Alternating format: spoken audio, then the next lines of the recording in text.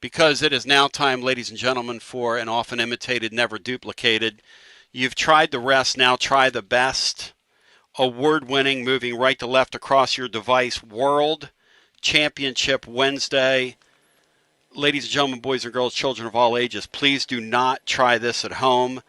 Presented by our friends at Rather and Kittrell, helping you make smart money decisions through life's transitions. RKCapital.com.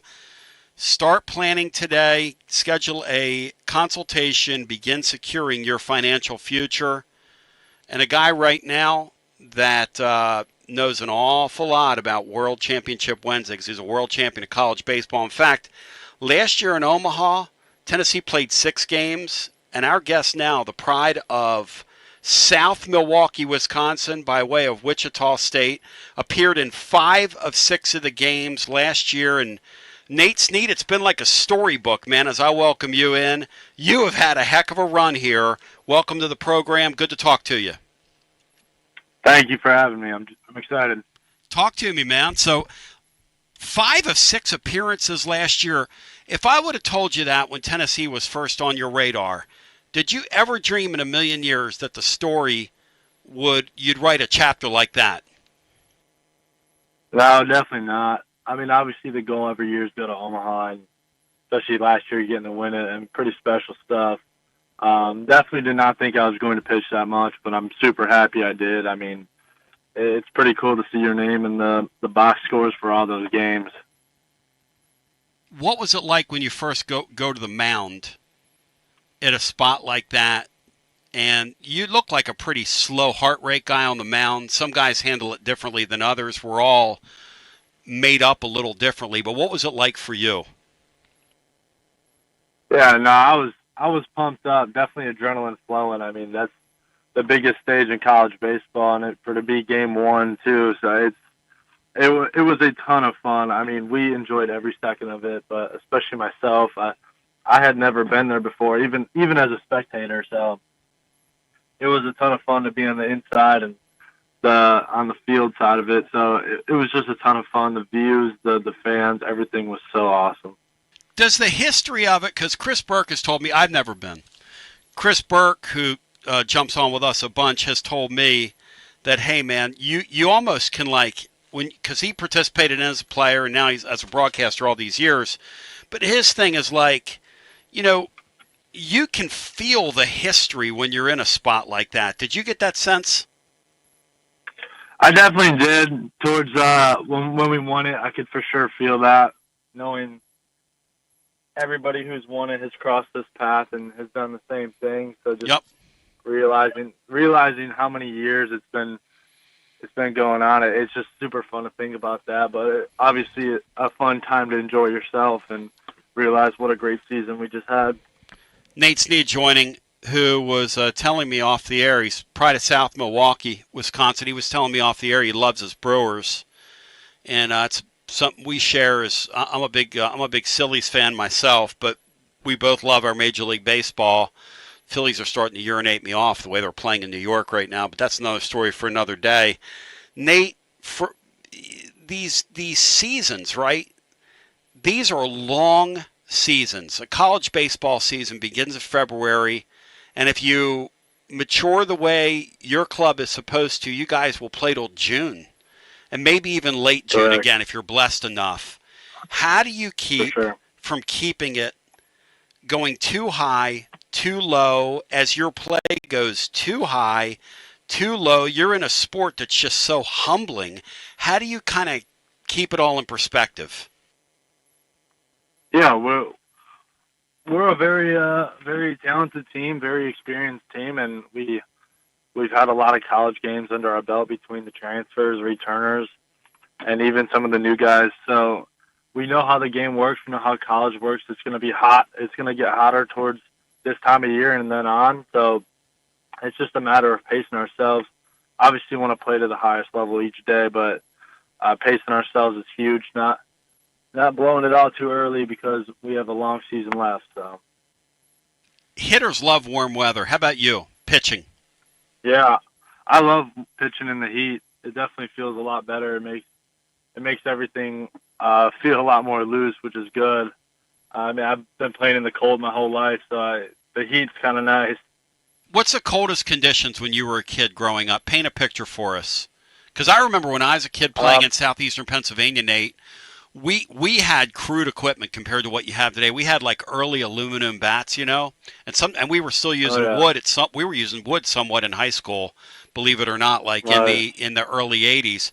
I remember hitting balls though on those old aluminum bats on like winter days. We'd be out there practicing because you'd go outside and practice. That's what you did.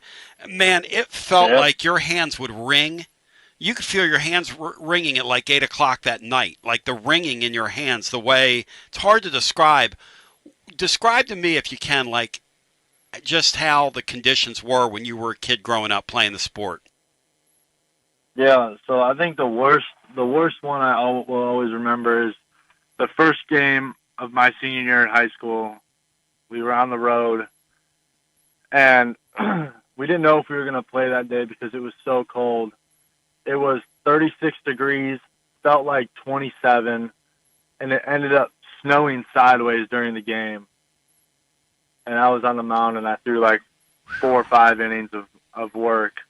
But that was just a brutal game to be at. It was so cold, and we were right on a river too, so there was nothing blocking the wind. So it was not fun. But that's just kind of what you kind of sign up for up there. It's definitely not going to be pretty.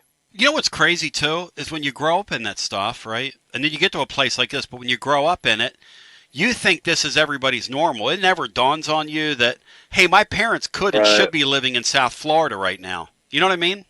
Right. Yeah. No, absolutely.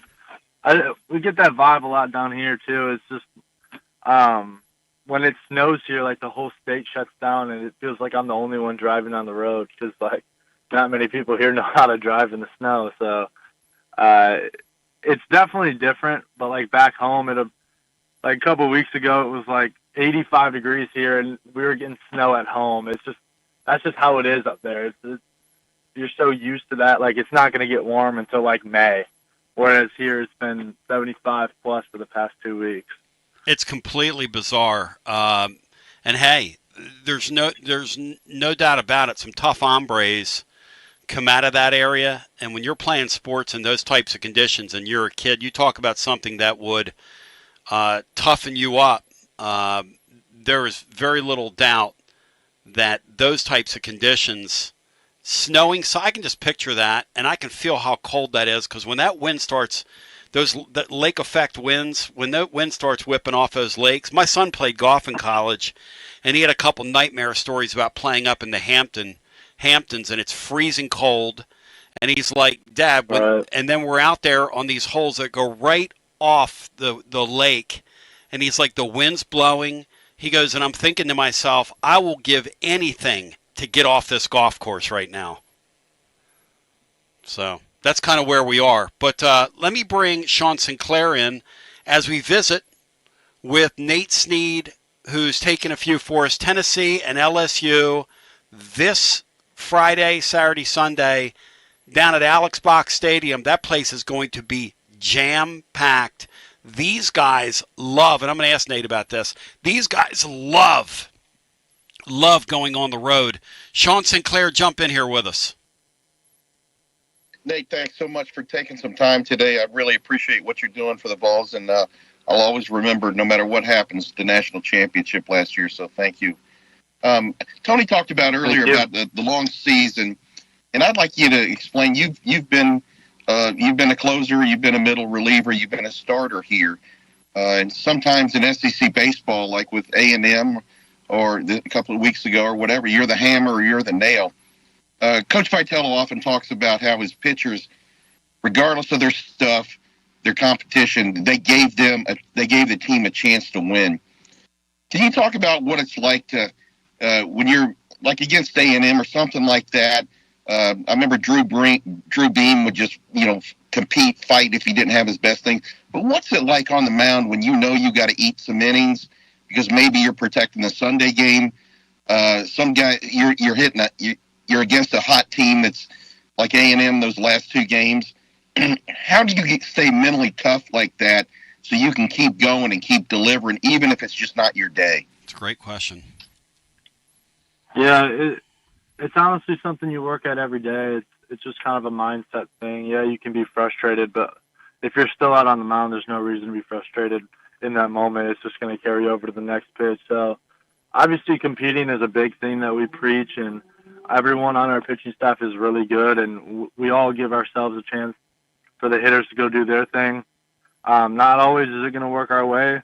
Obviously, that's baseball, but we're always going out there with the utmost authority and presence, and we want to show like what we're about. Mostly, just it's a lot of competing competition wise. V preaches it a ton. So does Frank. That's just kind of what we live by. We know our pitching staff is really good. We know we have the good stuff. We know we could put anybody in there and have a shot. And then obviously, like you said, like eating the innings part, you just kind of have to pace yourself. It's not always going to be a 2-out close or a 1.2 inning close. Like sometimes you're going to have to go out there for 3, 4, 5 innings maybe and just kind of get the guys back in as fast as possible so then we can start something. But like I said, it's baseball, and you're not going to win them all, and obviously you can't hit a home run every time you go up the bat. So it's just a game of pace and obviously momentum for sure. You know, we were talking, and Sean makes a great question, asks a great question, because we saw some kids jump on the field early on this year and just have tremendous success. But we all know, when we're talking about, the sport of golf, it's a very humbling sport. As soon as you think you have it figured out, you're over there carding like a 9. You know what I mean? Like, it's just how it is. From your perspective, you're watching some of these kids kind of scuffle around right now, Nate. How do you guys, and do you work with the morale of some of these young guys? I'm thinking about like Coons right now, who's going through it a little bit. Everybody's going to go through it. Clark has gone through it a little bit this year. You veteran guys, you, Ansley, some of the veteran guys on the program, do you guys sort of watch out, take these kids under wing? Do you leave them alone? What do you do with guys that are struggling? Yeah, obviously it starts from day one, from when they get on campus. Any new guy, whether it's a transfer, a 7th year, or a freshman, it really doesn't matter. We kind of teach them the ways of ball baseball and show them what it's like, show them the ropes. But then ultimately, it's not really anything special. We just, every day there's a new thing to talk about, like, hey, we do things this way. Hey, like, compete your tail off and you'll get more opportunities. The more success you have, the more opportunities you're going to get. And obviously we work a ton, especially as a pitching staff, to just get our innings and take advantage of those innings when we're out there. And it's definitely a learning curve for a lot, because obviously it's the SEC. You're playing for a really good program. I mean, Coach Vitello has a track record for himself. Like, you want to make a statement, but then also you got to realize that you're here for a reason, and we wanted you here. So it's just a matter of taking things slow, not rushing. There's no reason to rush. We got plenty of games. We got plenty of opportunities. We take plenty of reps. At this point in the season, everybody should be in mid-season form and feeling great. But honestly, there's not like a pixie dust or anything we just wave on the new guys. It's just a matter of like teaching them the ropes and understanding what happens when, and like how the dugout morale is, everything like that. And in the locker room, we try and keep it a close-knit community with everyone. Obviously, like pitchers and hitters have their divide. It's obviously two very different things. So it's just a day-by-day process. If you're struggling, then watch a video or talk to a teammate. What are they seeing? If you're dropping your shoulder, or if you're tipping pitches, or you're too quick to the plate, you're too slow to the plate, like everything like that can be solved between teammates, and it's just a wonderful thing, especially when you got a big group of guys around you that just want to win. Everybody here wants to win. They don't care who's pitching. The goal is to win and have a good game. So, Nate Snead taking a few for us. Matt Dixon's got a great question, who covers a team for us, which is this LSU series coming up, and I'm going to flip it to Brian, but this LSU series coming up this weekend, you don't know from week to week, you don't know when you're going to pitch. How hard is it for you mentally to prepare? And I know that you're somebody that is an ultimate teammate. Like Sean was talking about, hey, here I need you to kind of go longer. Here we need you to get some high leverage outs. Here I need you to close out a game. Whatever it is, and you'll do it. How difficult is it when you have that sort of undefined role? Yeah, it's really not. I mean, once you build a relationship with V, unlike last year, like early on, it's just hard. You don't have that close of a relationship with your coaching staff as like a Hunter Ansley would, right? Somebody new. Yeah.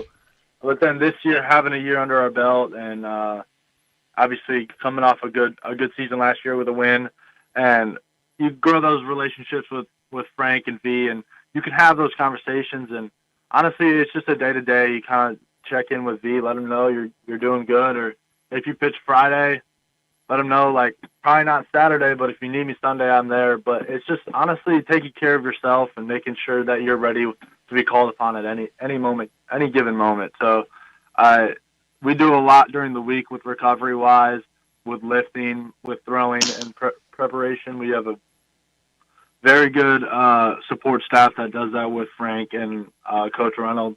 They do an amazing job with whoever needs to touch the mound and get their bullpens in. But it's a matter of yourself and how you feel and how to make yourself feel as good as possible for the next game or games coming up. So, like you said, like I never really know my role, but I'm always ready for Friday.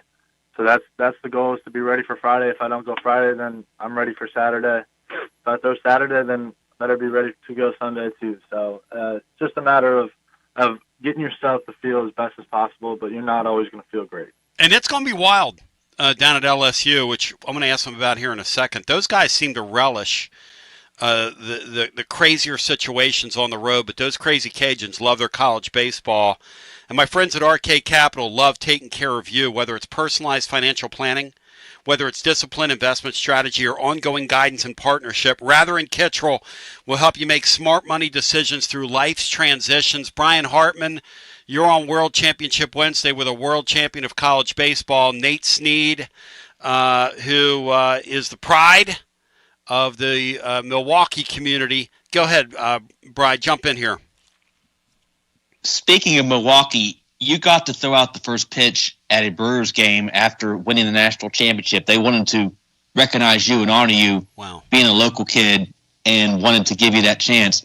How cool was that? How surreal was that? And would it be, what kind of a story would it be if they ended up drafting you and you got an opportunity to pitch at that level?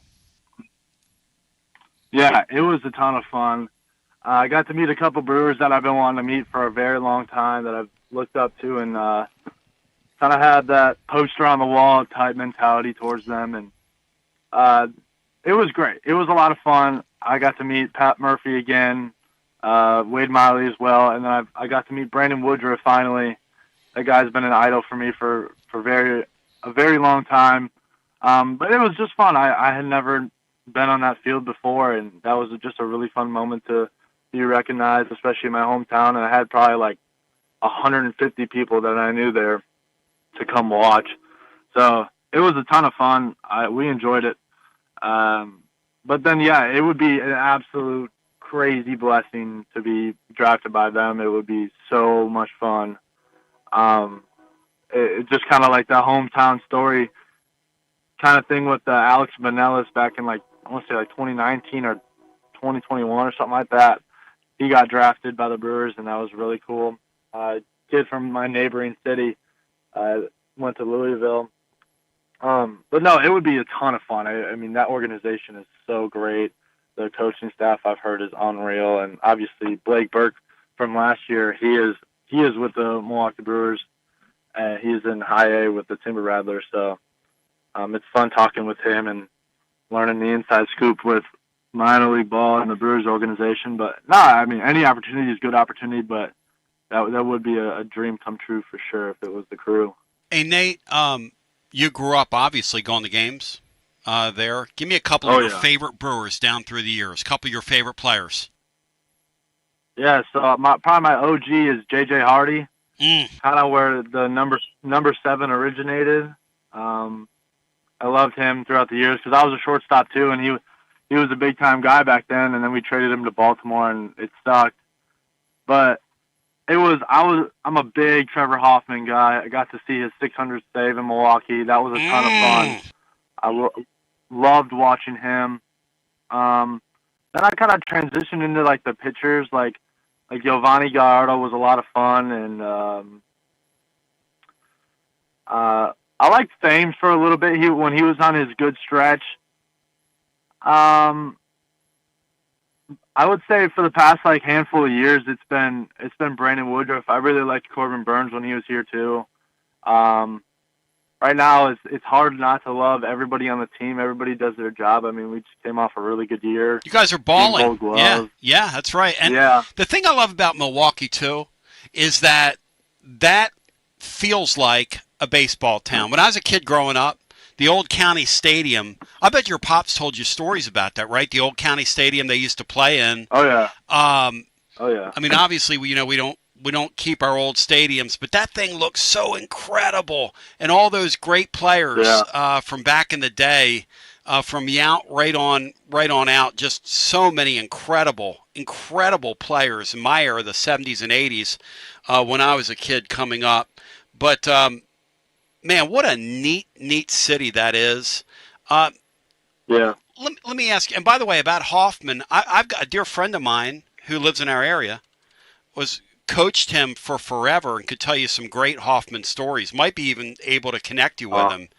But that's awesome. Yeah, I'm telling you that he's probably listening right now and going, "That's cool that he just shouted out Trevor," because he talks about when they would hit his music and he would come in from the outfield. Everybody in the stadium knew it was lights out because he said Hoffman was an absolute competitor, like you cannot believe. Yeah. But let me ask you this. Speaking of competitors, am I imagining this, or do you guys seem like I don't know if the term is focus more. You guys relish the opportunity of going into buildings like you're going to go into this weekend. Am I imagining that? No, we definitely love every opportunity. Going on the road, especially in the SEC, is really hard. Like Alabama, South Carolina, Ole Miss. I mean, those places were rocking. So going in there, making a statement, and showing everybody what Vol baseball is about is a huge thing, and we take a lot of pride on it. We put a chip on our shoulder when we walk in there. It's definitely a fun opportunity to be able to play in other places besides your home park and really make a statement if you do. But honestly, we're just playing our game, whether it's home, away, at some Little League field.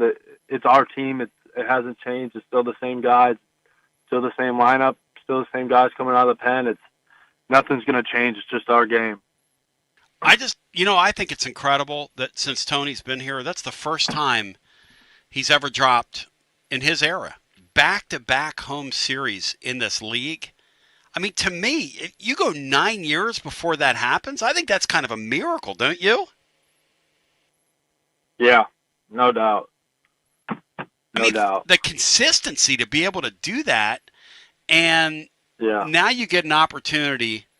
What's it like on the road? What's your favorite spot that you've played so far? Omaha aside, what's your favorite atmosphere you've been in? Florida was a lot of fun. Probably Ole Miss. Yeah, man, that Ole Miss deal was great. They get 11,000, 14,000 people a game. I mean, that's a rowdy environment to play in. And you went out there and balled out with them. You're in a big spot against them. What was that like for you? Yeah, it was fun. I mean, going on the road is always fun, seeing new places for sure. No, like I said, we're just playing our game. Nothing's going to change. It's still 60 feet, 6 inches. We're going to go out there and play some ball. Hey, Nate, anything else you'd care to add on the way out? It's been great visiting with you. Shout out to the Brewer Nation, folks listening. Anything else you'd care to add here on the way out, my man? No, thank you. I'm good. Hey, Thanks for having me. Hey, have a beautiful day, man. Be blessed. Good luck the rest of the season. Thank you. Thank you. Thank you so much. Goodbye. Yeah, yes, sir. Nate Snead, one more time on your TLD Logistics phone line. They're online at tldlogistics.com. Online at tldlogistics.com. Jim Peters, I was talking to him from TLD earlier today. He said, Tony, tell people not to panic. It's a long season. And the truth is, Brian, we're not used to this.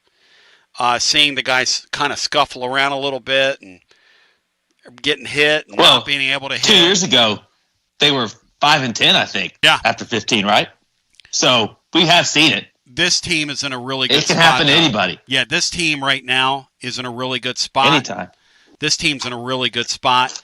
And, Sean, I think they'll play well with LSU this weekend. I really do. LSU, by the way, Matt had a stat that they were 20 of their last 21 in their building, and they got hammered last night by somebody. They got run-ruled by somebody, which just goes to show you how random baseball is. But, Cinco, I think Tennessee baseball, I think they'll play well this weekend. I do too, and you forgot Vanderbilt lost to MTSU last night in Nashville. Yep. So those things happen. But no, I agree with you. Coach Vitello said one time in just a passing comment that they were finding out who they were. Not the Denny Green thing, but it's true. You look at the lineup now. Dylan Barga has established himself as a big-time hitter for this lineup and a versatile player. You're getting back Keelan. It's obvious the past 3-4 weeks what that guy means to the lineup, and he not only that, he stabilizes the infield because now you don't, from game to game with him out, you didn't know who besides first base was going to be there. I would think that would have to be disruptive to someone like Curley, who's played third, second, short on any given day. I think he's done well, but he's had his moments where I'm going to give him some grace. That must be difficult. You've got the freshman who Tony said last week that Coach Vitello, said last week that, those guys went through the hurdles and now they're starting to become sophomores. And you're also seeing Tanner Franklin, our guest last week, has racked up 3 and 4 straight nice appearances. Brandon Arvidsson looks like he's getting a little bit. We need those guys because our guests today, Nate and Dylan Loy, in my opinion, they've been a little bit overexposed. Can't all fall to them. I love watching them, but they've can't all fall to them. That's not their talent. Their talent are assassins. It can't all fall to them. Short burst, Sean, is what you're. Let me bring Watson Brown in here now, because Tennessee hopes they did the best with what they absolutely could, getting out of this situation. Watson Brown, the circus came to town. Nico's father's got them both under the big top. Out in UCLA, and the more I think about it, the more they can have those two kids. No offense to the kids, but I would bet you Josh Heupel might be breathing a sigh of relief right now. I don't know, or maybe he's sitting there going, "What in the hell are we going to do this fall?" Watson, you've been able, as we bring you in, it's Wednesdays with Watson Brown, presented by our friends at Simpson's Meats. Shout out to our friends at Simpson's Meats who raise and source their meat from farms on pastures on purpose, comfortably continuing a tradition that began in 1888 on Jim Simpson's farm. They've got an incredible shop off Level Road. If you like the finer things in life, you want to pay a little more, but you're going to get the quality that's going to come from the premium meats. And Watson will speak to you about that, because whether it's the burgers, the steaks, the chicken, Watson's had a little bit of everything, the roast, the sausages. They've got a variety of local offerings at their butcher shop. Let me bring Watson Brown in here now. Tell me that Tennessee doesn't have a turkey at quarterback here, since we're talking about meat and poultry and all these things. Tell me they found some beef here at quarterback, Watson Brown. Talk to me. I had enough turkey over Easter, so I don't need any more turkey. I think they did fine. What you said about poor Josh is probably correct. I would say enough's enough, man. I dealt with these phone calls and meetings and with all this, and it's always about money, and it's always, I'd say that he'd had enough of it, and I'd say he said, "Oh, guys, what are we going to do?" And you got two young ones that hadn't played, and I think he did the absolute best that he could do. And I don't think, if it's me, I would have passed on him and waited to see if there's something else. I just don't think he could take that chance. And it's such a different world, Tony. I was talking because I wanted to call and see what some of these coaches that played against this kid called, and one of my former players I won't use names, but one of my former players is the head coach now that had played them, and we got to talking about recruiting. I'll get into what he said, everybody that I've talked to says, and I watched him a little bit against my brother. I saw that tape just recently to see myself and watched that game. I think that was 2 years ago when Drake May was at North Carolina. And, my former player who's the head coach now says it's such different in recruiting. You don't recruit now, you pick and then you bid. It's a pick and bid deal. And that's the part that I think is going to end up getting everybody. When you don't know people, in the old days when you recruited, Tony, you knew everybody. You knew the aunt, you knew the uncle, you knew the football coach, you knew the principal, you knew his pastor. I mean, you knew everything about the young man. And they pretty much knew everything about you because there'd been so much relationship involved in recruiting that one kid, and you brought in 25 of them. And you did them all the same way. And now you pick and you bid, and that's all you do anymore. And good or bad, that's what it is. And these coaches are having to adjust to that. And that's why I just say everyone I've talked to here recently are telling me the same thing I said to y'all last week. Get rid of the spring transfer portal. Make it one time. And then the kids understand. And one of the ones I talked to last night said, what does the NFL do? You get one shot. You become a free agent. You got your little area there, your little time frame to sign with somebody, and it's over. And it's done. And I think college is going to have to go to that. Whether they want one in the spring or want one in December, I'd want it in December, January myself. But that one pushes the championship runs pretty hard, and maybe they could even back it up a little. But then the big problem with the mid one is getting in a university before the semester starts or right after it does. So I'm getting off subject here, but I just wanted to pass all that by again because that's what I'm hearing. It's kind of what I've been saying to you all, and I'm hearing the same thing from coaching friends that I still talk to quite a bit. And everybody I'm talking to, my former player that I coached, he says the word they use now, I'm telling you, he can spin it. That's a favorite now, which means he's got a very strong arm, a great release. The positives I'm hearing are part negative with positive, which is a good thing for me, is he's a gunslinger. He takes a lot of chances, and he'll try to throw it in places maybe it's tough to get into, and causes himself some interceptions because of it. But I tell you what, Tony, Sean, all you guys, I can go back and think, I can't tell you how many college quarterbacks I've coached. I love the one I got to coach down instead of the one I got to coach up. I'll take the guy I got to calm down and coach down and get him out of some of those throws, but yet don't take them all away from him, than the one I can't ever get to let it go in there. So that's the way I feel about that. When I heard that wasn't a negative to me. A good coach get a hold of him, put him in a good system, and I think he'll be okay. The other thing I hear from guys that have played him, he seems to have a really good sense of timing. And in Josh's stuff, which is a lot of my stuff, Josh is more vertical option. I was horizontal options and vertical options, both. I started out for a long time as a horizontal option guy. And then when I learned the run and shoot stuff in the 80s, I added the vertical option stuff to it. And to throw that stuff, the really good ones I've had didn't always have the strongest arm, but they had a great sense of timing. And those were the really good ones. And that's what I hear about this kid. He has a great sense of timing. So I'm not getting anything that red flagged me whatsoever.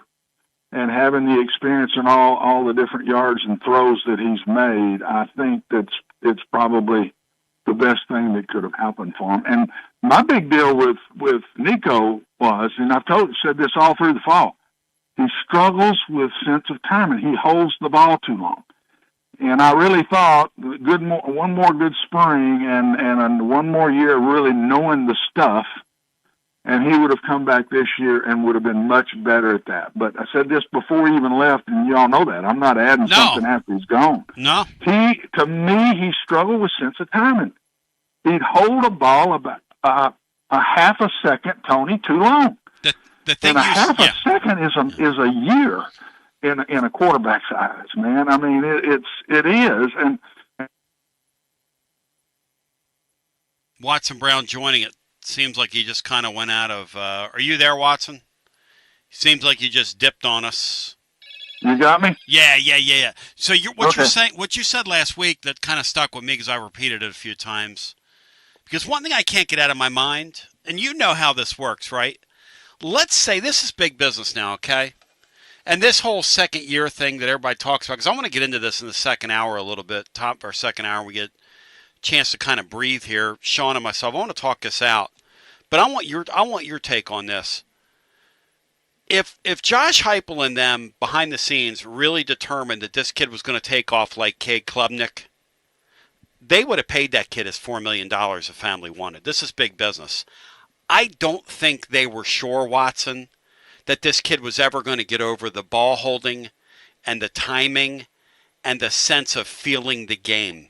It's one thing to be physically skilled. There are a lot of people that can physically throw a football through a brick wall. There are a lot of people, but they don't see the light of day because somewhere between that and feeling it and processing it, it all has to come together.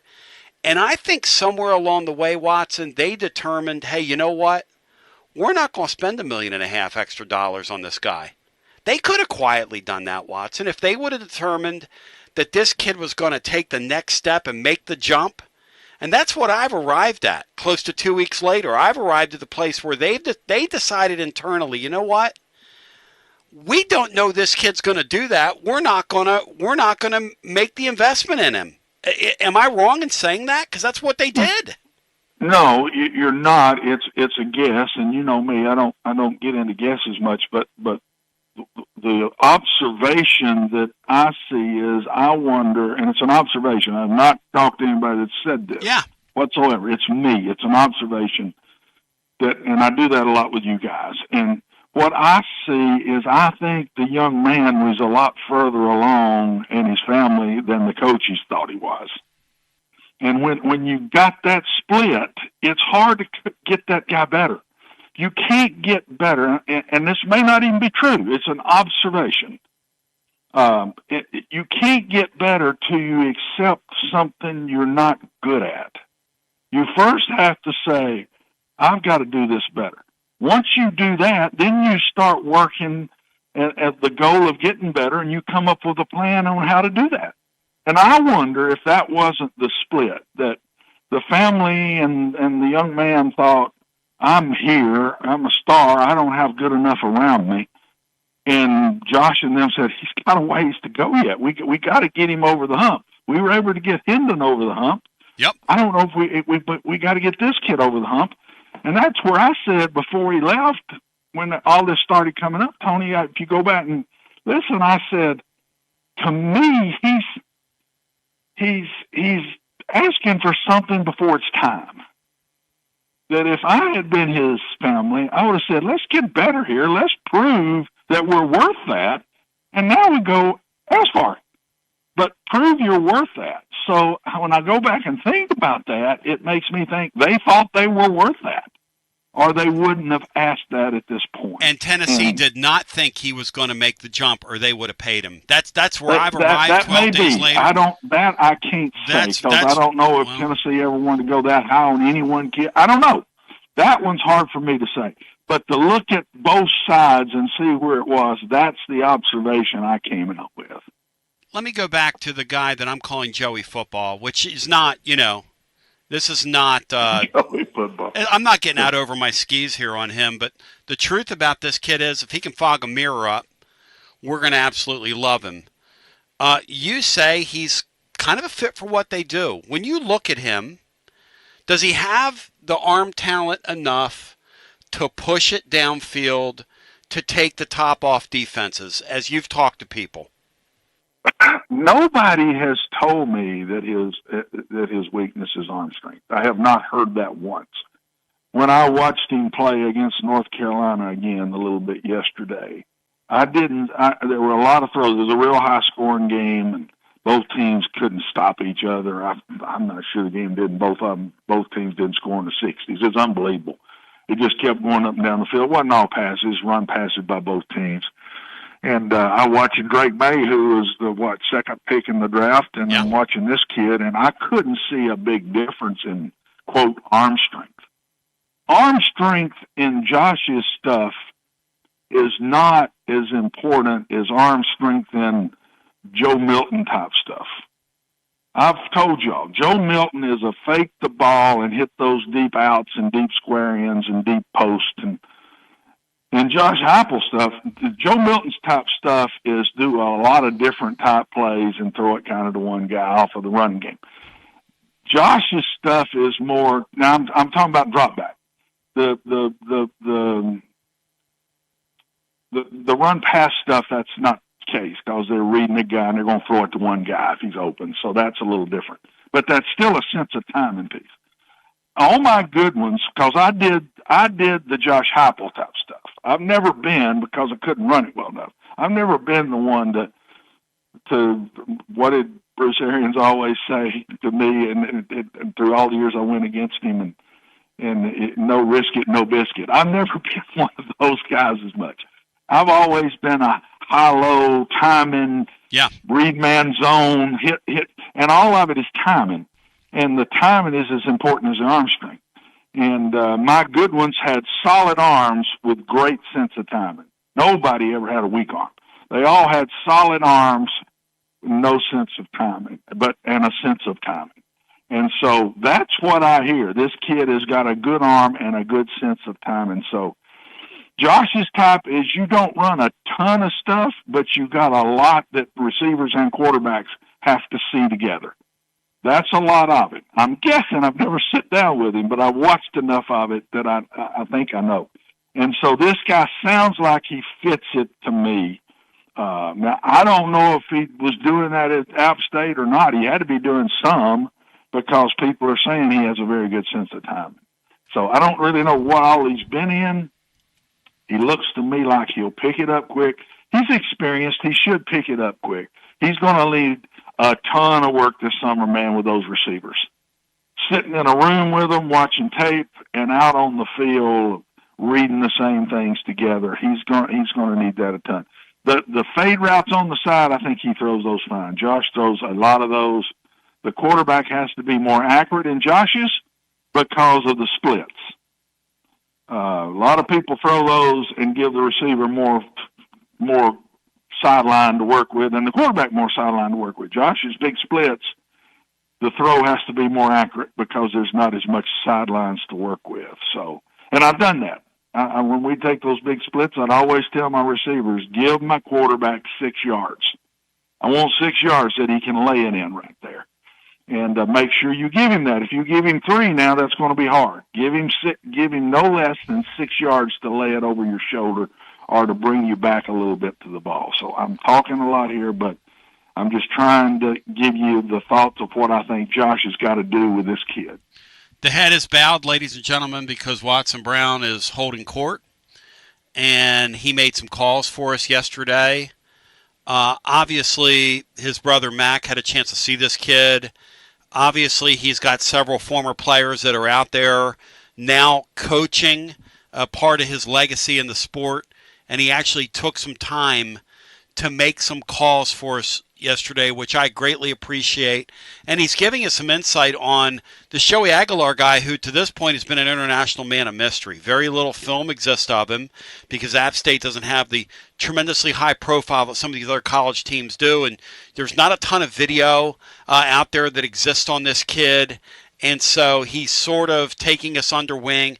And let me say this, if Watson made a few calls yesterday and found out this kid couldn't play, he would come right on here and tell you that. Okay, absolutely. I mean, he would say that right into his telephone from his lips to God's ears right into your brain if he didn't think this kid could help Tennessee. So it's very interesting what Watson is sharing with us on the TLD Logistics Hotline as he's presented by our friends at Simpson's Meats. And since 1888, they've been getting it done. And their steaks and their meats make a great gift and gift box for you. Look, whether you're, looking out and looking for gifts for offices or whatever it is, they've got you covered, and they will ship their premium meats anywhere you ask them to. Simpsonsmeats.com online. Dr. Sean Sinclair, let me do a quick legal, because we're going to keep this thing legal and large, and then we'll visit a little more with the great Watson Brown. Here we go. WJBE 1040 AM 99.7 FM. Translator W259AB. Powell, Knoxville. So we're officially in the hour 2. Sean Sinclair, talk to me. Coach, I hope everything's going well with you and your family and you had a nice Easter weekend. I'll tell you, you said something earlier that it just stuck in my mind about recruiting. It's pick and bid instead of what you alluded to in the past with the recruiting. So now we have a guy who reminds me a little bit of Hendon Hooker, quite frankly, not in the way he plays, but in the fact that, he was kind of cast off. Virginia Tech didn't spend a whole lot of time lamenting his departure, and UCLA just showed this guy the door as fast as he could after they, welcomed him in.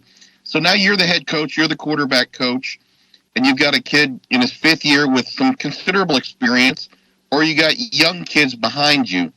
How does the quarterback coach now get this kid ready? Because he probably won't be here till June as school goes. How do you get him ready to play a pretty tough schedule with SEC defenses? To be exact, Watson, before you answer that question, here is the rub, okay? This is crazy. Now you gotta kind of play along here, and you can't make this stuff up. UCLA is on the quarter system. Chris Lowe reported yesterday, who's been doing some great reporting on this, by the way, that since UCLA is on the quarter system, final exams there aren't until June the 9th through the 13th. So the window is now very, very compressed. How do you bone him up in that compressed window, Watson? Well, you just got to wear him out.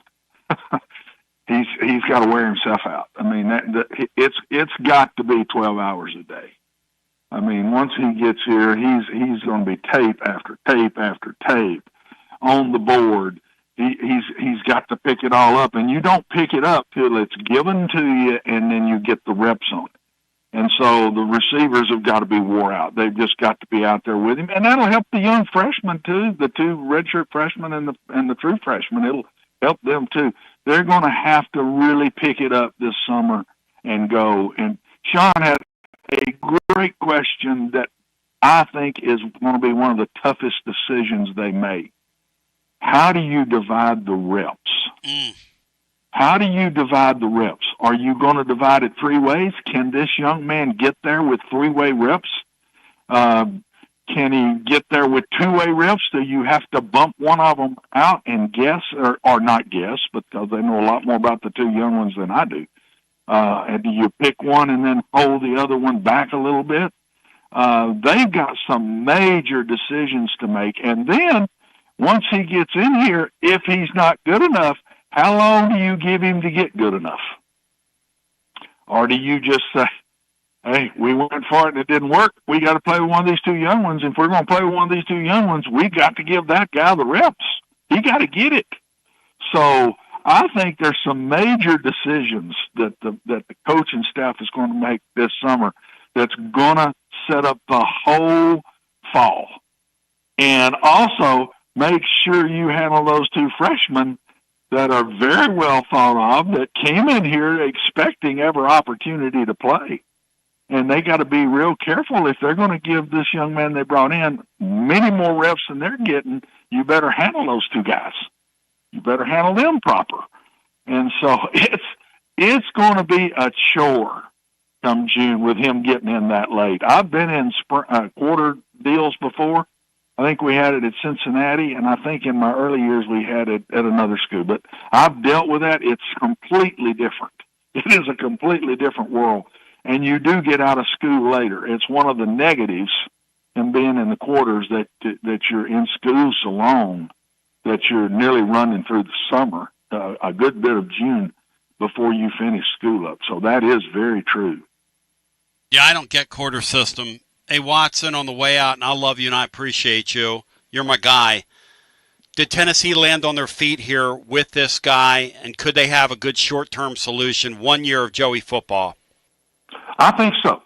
I do, and I loved Hendon Hooker from the beginning. I was nervous about Joe Milton because I didn't know if he fit exactly what Josh and them do.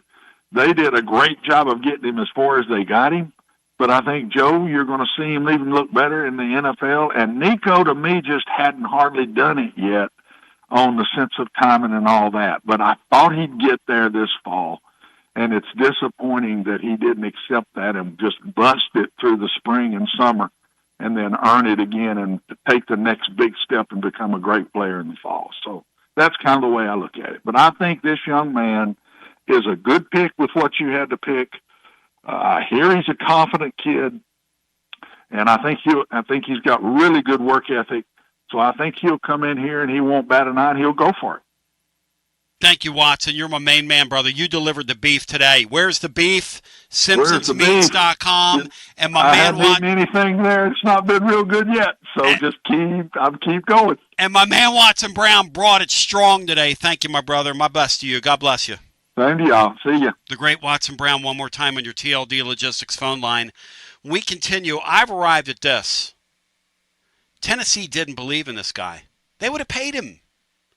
I haven't said that into a microphone. I know it doesn't fit the narrative of some of you in Nico Nation that have decided to pick this guy up as a cause, and he's a top 10 pick next year. Josh Heupel didn't think that. They would have paid him. Think about that. They would have paid him. Why would they have gone through this? They could have quietly given in $4 million. Sure, $4 million. You're the next K Klubnik. You're going to explode like some of you are saying. Think about that. Think about that for a second. They would have paid him. They didn't pay him. You know why they didn't pay him? Because you have a lot more confidence in him than they did. They thought, hey, we'll call his bluff. And if he goes, he goes. Hey, Tony, you're making sense. I know I am, because it's the only thing that makes sense after this. Jeff Hall here. I'm a partner at Rather & Kittrell Capital Management. And here at Rather & Kittrell, we understand that life is full of transitions. Since 2000, our team of dedicated certified financial planners has been helping individuals, families, and businesses navigate these changes with confidence. From comprehensive wealth management to tailored retirement plans, we're committed to guiding you toward a secure financial future. Ready to take the next step? Visit rkcapital.com or call us at 865-218-8400 to start your journey today. Rather & Kittrell is a registered investment advisor. Out-of-town law firms have been swarming into East Tennessee lately. From Memphis, Chattanooga, and Birmingham, they've stormed into the area. Wouldn't you rather do business with a local firm? You know, a true neighbor. Marcos Garza and the pros at the Garza Law Firm are just that. There are neighbors and friends that support local causes year-round. The Garza Law Firm works to serve you professionally on criminal matters, injuries and accident matters, and Social Security and disability filings. The Garza Law Firm is here for you at garzalaw.com. The Garza Law Firm. Let us help. Are you stuck in a dead-end job or ready for a new challenge? Do you feel like it's time to try a new career? Well, it's time to change lanes with TLD Logistics. My friends at TLD Logistics have some really exciting opportunities for you to learn a new skill with a new 5-acre driving academy that's now under new leadership with all new course material. And the best part, it's absolutely free. What a great deal to set you on the road to higher pay.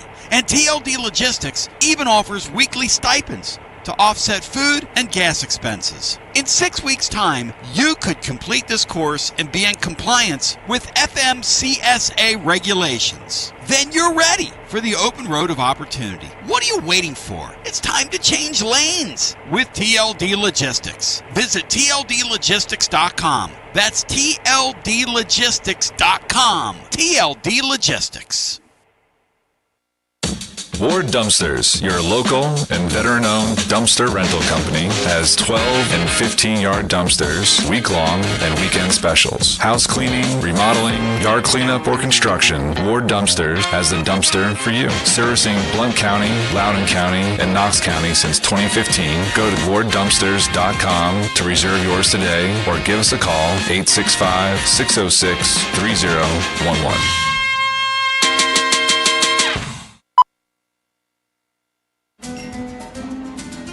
A lime is not always just a lime. You see, some limes are lucky. For when a lime joins the salted rim of a crisp, refreshing Tres Dos Equis, that lime is no longer a mere lime, but a wedge of renowned Mexican limón. Muchas gracias, limón. And also, de nada. Enjoy Dos Equis responsibly. Copyright 2024 Dos Equis, imported by Cervezas Mexicanas, White Plains, New York. Why is it so stuffy in here? Don't tell me the AC's broken again. Ugh. No matter the season, a broken air conditioner, furnace, or heat pump is a nightmare. But if you need emergency HVAC repairs or need to invest in a new heating and cooling system, then call the trusted HVAC experts at Pipe Wrench Plumbing, Heating, and Cooling. With the seasons changing, be sure to spring forward into savings with Pipe Wrench. This month, when you buy and install a new heating or cooling system, you'll get a new water heater for only $150. Or you can choose to get instant savings towards your new HVAC system equal to the value of the water heater. We also make it easy with free on-site estimates for replacements and free second opinions on repairs. And if budgets are tight, we offer 0% financing with credit approval. We also offer a free 12-year warranty on select HVAC brands, including parts and labor when you purchase and install a new HVAC system. So call Pipe Wrench at 865-264-8090 or book online at pipewrench.com to schedule your appointment today. And as always, same-day service guaranteed or the visit's free.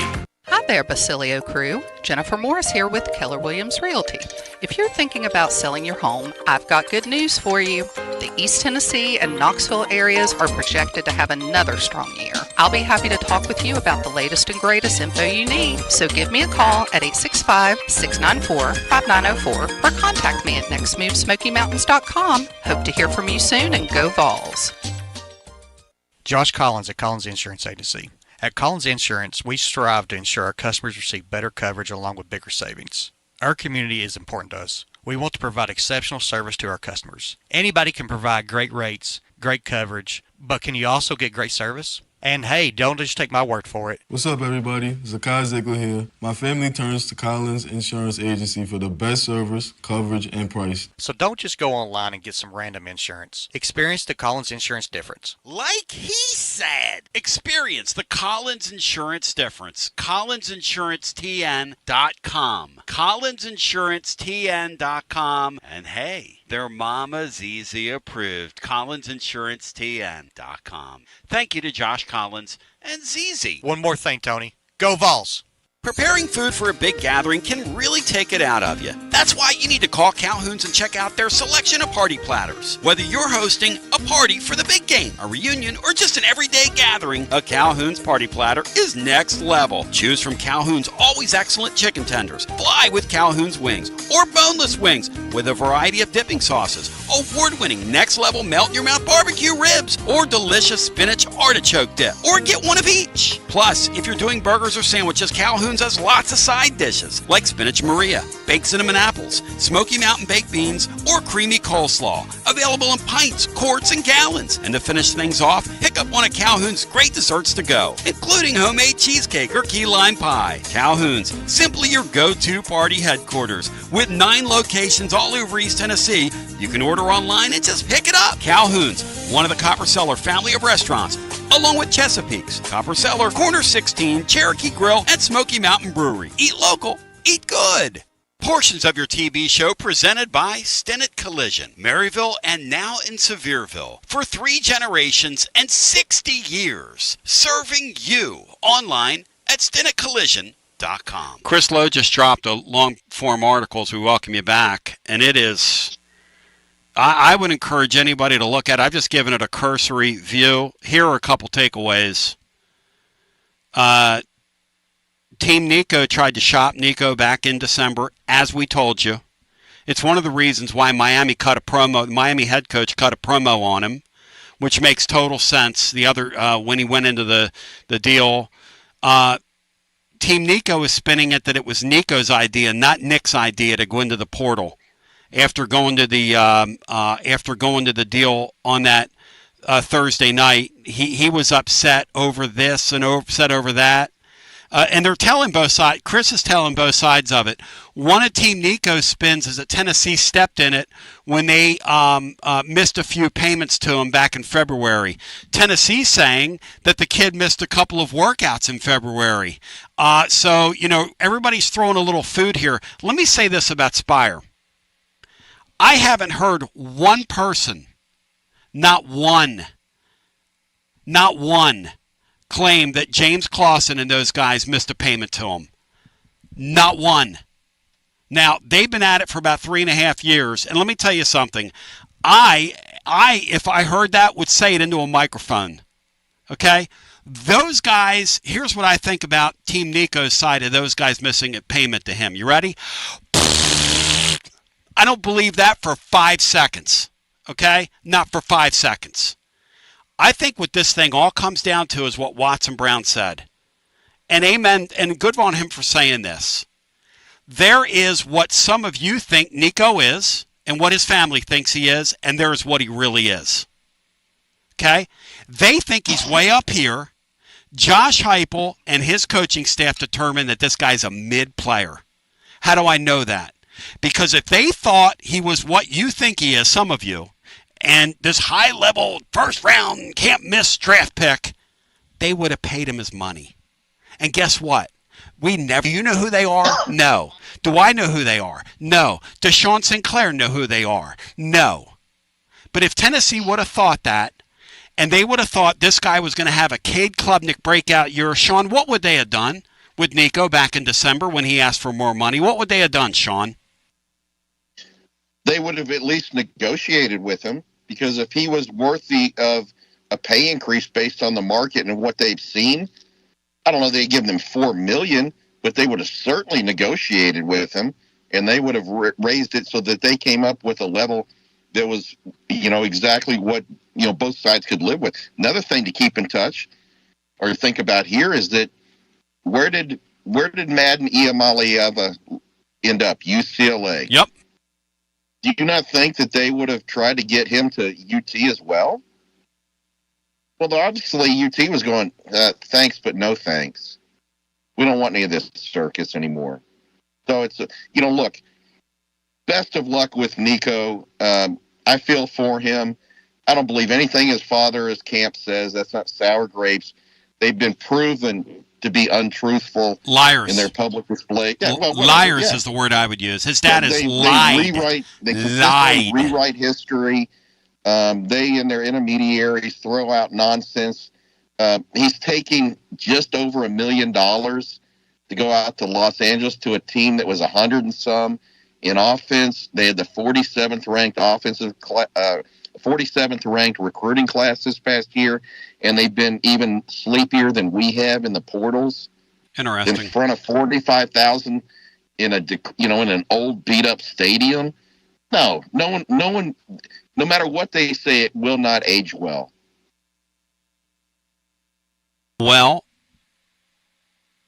and the other thing is, and I want people to really think this through now, okay? Because Mark Columbus told me yesterday, if he was available in December, where would he have gone, Tony? They were shopping him around, Mark. Go read Chris Lowe's article today. Who in the Southeastern Conference said, yeah, we'll sign up for that for $4 million? Let me help you guys out. Nobody! That's who. Nobody. Alabama, who you guys told me would have taken him if he'd have gone in December, his dad put it out there in the industry. He's available. He got him involved with Miami. You know why he got him involved with Miami?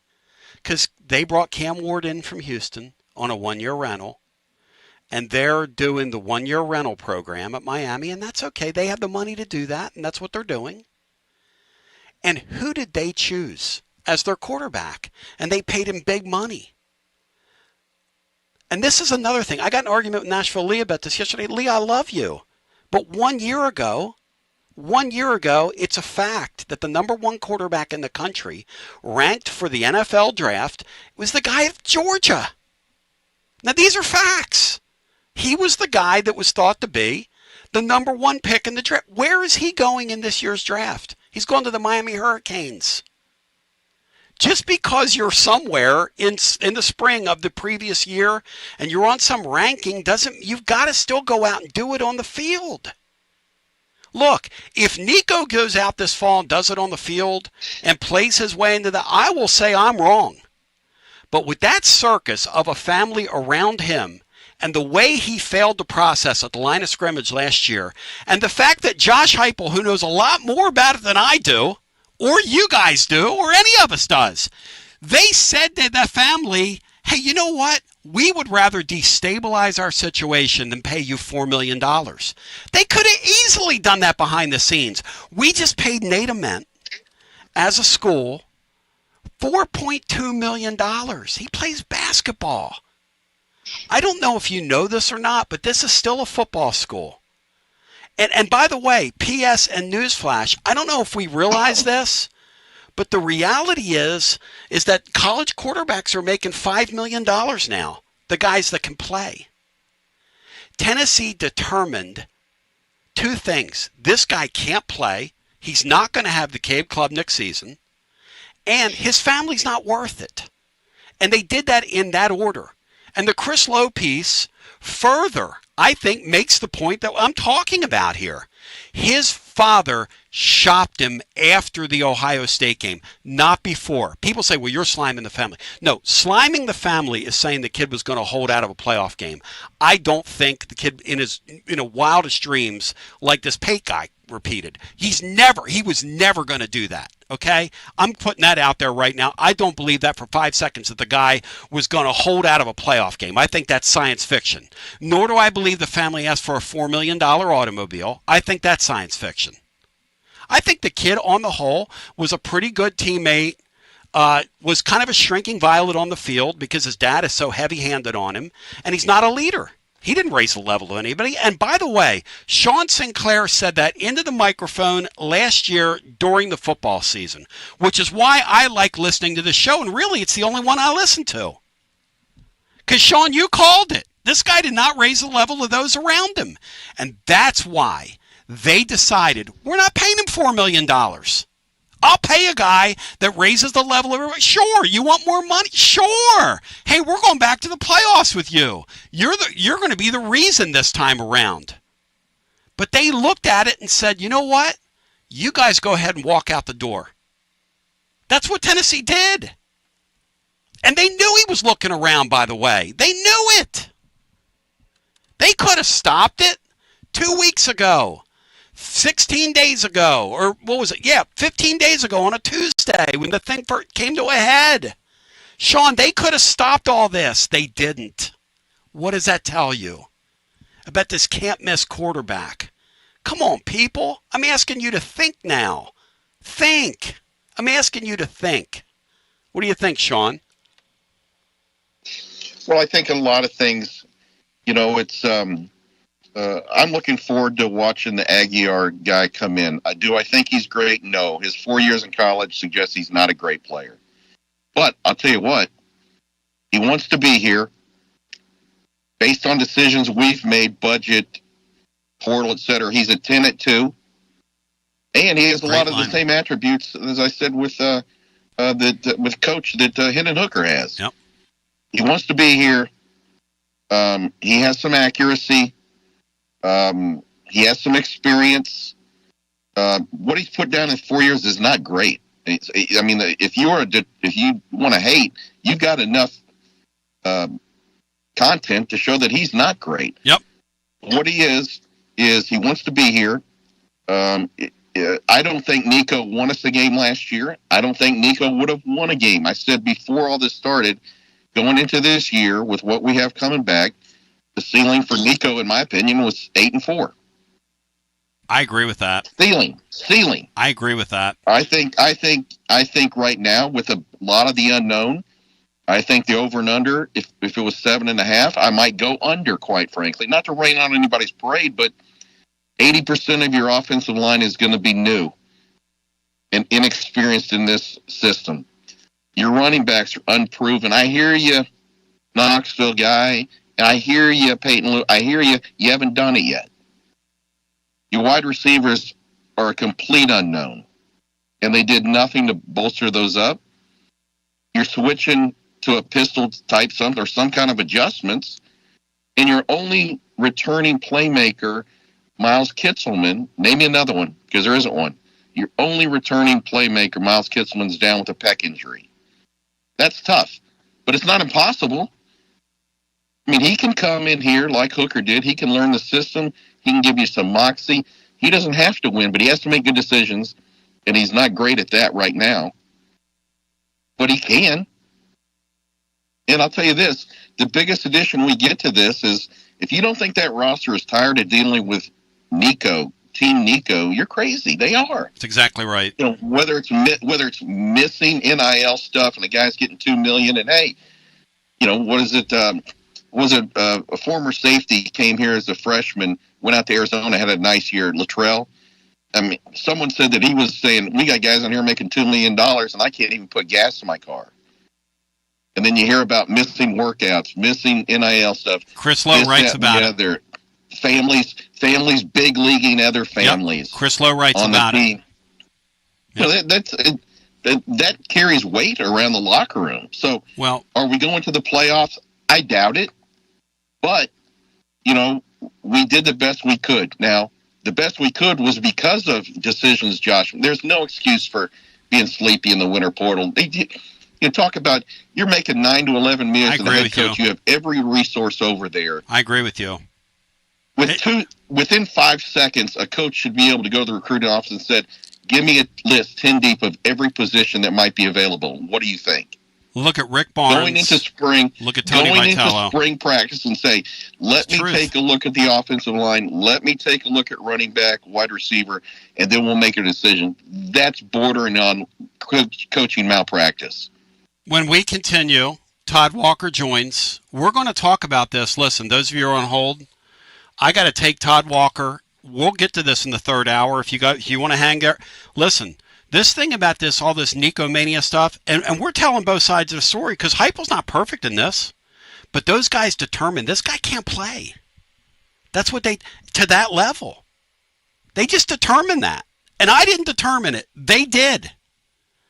And so, but is Josh Heupel perfect? No. Are we smearing the family and praising Josh Heupel and going for Brownie? No, I didn't hear that from Sean, and you're not going to hear it from me. Because we slept and slumbered through the portal, and it makes me angry. But there really ain't much you can do about it. Now we got to make the best of this thing. I want to see Joey Football play some football, but I want to see my baseball Vols take the field and represent this weekend. And Todd Walker joins on the other side, talking about this LSU series after this. Get Severe on the TLD Logistics Hotline. Online at tldlogistics.com. Hi, I'm Jim Simpson, owner of Simpson Meats. When's the last time you grilled a really good burger or steak? One your friends still talk about. Our goal at Simpson Meats is to make that happen every time you have a cookout. All of our cuts of meats, steaks, burgers, briskets, and pork are always fresh, flavorful, and sustainably sourced. We are family owned, so we know the importance of knowing how and where your food is raised. We have been putting quality first since 1888. Visit our butcher shop off Lovell Road or online at simpsonmeats.com. Peace of mind is priceless, especially when it comes to your home's safety and your family's comfort. That's why the pros at Pipe Wrench Plumbing, Heating, and Cooling created the Peace of Mind Maintenance Plan. Preventative maintenance for HVAC and plumbing is like changing your vehicle's oil, and experts recommend scheduling regular system checks to keep everything running smoothly. With Peace of Mind, you can safeguard your home from unexpected costly breakdowns and repairs. You'll get tons of benefits, including full system checks on HVAC and plumbing systems, water heater flushes, sewer camera inspection, 10% automatic discount discount on repairs, priority bookings, no service fees, and much more. Monthly service plans are as low as $20.25 per month, and total annual services are valued at over $1,500. Call Pipe Wrench at 865-264-8090 or book online at pipewrench.com to sign up or schedule your appointment today. And as always, same-day service guaranteed or the visit is free. Life never stops moving. And between the 30-minute commutes, daycare pickups, weekly soccer practice, Tuesday night yoga, X number of coffee runs, and that weekend trip to Grandma's, you're racking up the miles. What you need is a tire that can keep up. A tire designed for doers. A tire that's going to last. Like the exceptionally long-lasting Michelin Defender tire. With an 80,000-mile warranty and the safety and comfort you expect, you can forget all about the miles ahead and focus on getting to your destination or conquering your to-do list. Fleet Tire, I-275 exit 1B at East Woodland Avenue in Knoxville. That's Fleet Tire, I-275 exit 1B at East Woodland Avenue in Knoxville. Fleet Tire.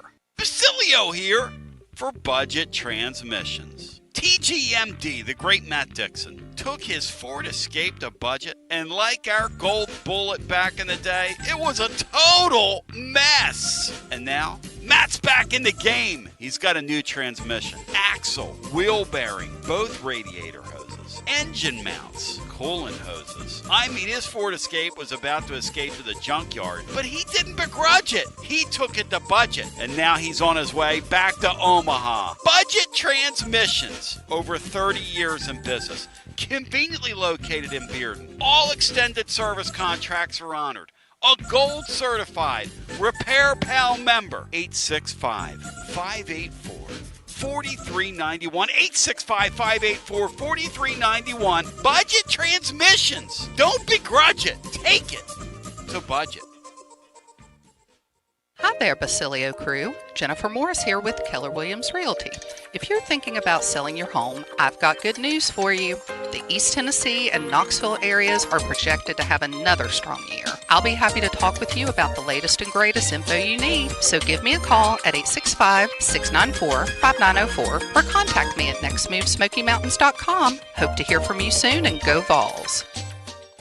Tony B here with the great Sakai Ziegler for Hey, Advent. whoa. Tony, I got this. Hey, Tennessee, it's Easy here. Next time you have an electric issue at your home or business, call my friends at Advent Electric. With offices in Knoxville and Nashville, it's Mama's Easy approved. You heard it from the most electrifying player in the league. Call the service professionals at Advent Electric, 865-588-0631. Online, adventelectric.com. Tell them ZZ sent you. Achillio here, and you know my friends at Carnes Motor Company started with a dream over a quarter century ago. I met Rob and Brian back when I still had hair, and they were working at a huge dealership in West Knoxville. But they told me back then they wanted to sell cars on their terms, and I wanted to do radio on my terms. Their terms, just like my terms, are ultimately your terms. In both cases, you're the winner.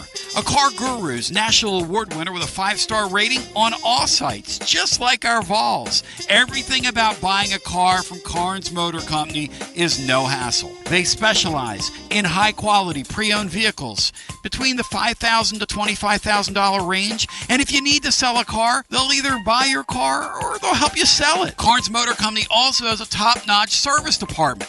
Therefore, every vehicle is rigorously inspected and serviced prior to delivery. So you're guaranteed to get a quality pre-owned vehicle every time. If you need a place for service, they've got you covered. Come be a part of the Carnes Motor Company family and tell them you heard about it from me. Online at carnesmotor.com. Oak Ridge Highway, 1 mile past the Carnes light. Carnes Motor Company. T to the B back with you. Fired up, focused, and prepared. And, we could have made that last segment talking about the college football stuff and everything that's going on a trash talk presented by our friends at Ward Dumpsters. I'm not going to do that. I will say this, though. Todd Walker, I love talking with him because he's got this thing about him where he just celebrates the sport of college baseball, and he's accomplished career in college and accomplished career in baseball at the highest level. And Todd now joins us. Todd, welcome in. It's always great to talk to you on the TLD Logistics Hotline. Appreciate you being there, my friend. Yeah, no problem. Yeah, we got a big one this weekend. Tennessee traveling down to Baton Rouge. I know time is tight for you. You and I were talking off the air, and I was asking if it's my imagination or is this college product. We were just talking to Nate Snead last hour, and he was saying, hey, we go on the road and we draw these huge crowds everywhere in this league. And and I'm thinking to myself, what a great privilege for these kids to play in this era where the sport's exploding. You guys saw it firsthand last year what happens when you're actually good and you win a national championship. You saw the excitement there in Knoxville. I mean, it's kind of resonated throughout, mainly the Power Four conferences now, but college baseball in general. And I was telling you that, for me, it's like you got 4th, 5th, 6th-year players that are still playing college baseball, which means they've got a lot of at-bats under their belt, and they're just better than it was 20, 30 years ago. Then you got first-round picks that are turning down big money to go to college, the ballparks, the media attention. Now they're on television, a lot, especially in the SEC. So the products there, it's starting to feel a little bit like college football. And I was telling you that I kind of liked the college football product a little more than the NFL because of the emotion and the passion and everything that goes into these college kids that love to play. And so I think that's what you're seeing in college baseball. The other thing you have in this league right now is you have some characters as that lead these programs. They call them managers in Major League Ball or coaches at this level. But you've got some real serious characters involved in this deal, and also some umpire hate, which I kind of appreciate, the umpire arguments and all that stuff. And there's a lot of flair and flash around the sport still, Todd, at this level. And I enjoy that. You're talking about the emotion. I think that's what makes college football, the emotion of the deal.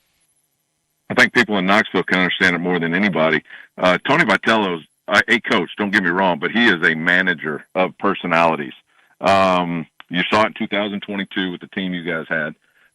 And then it evolved into 2023. They made a run and then, of course, win it all last year.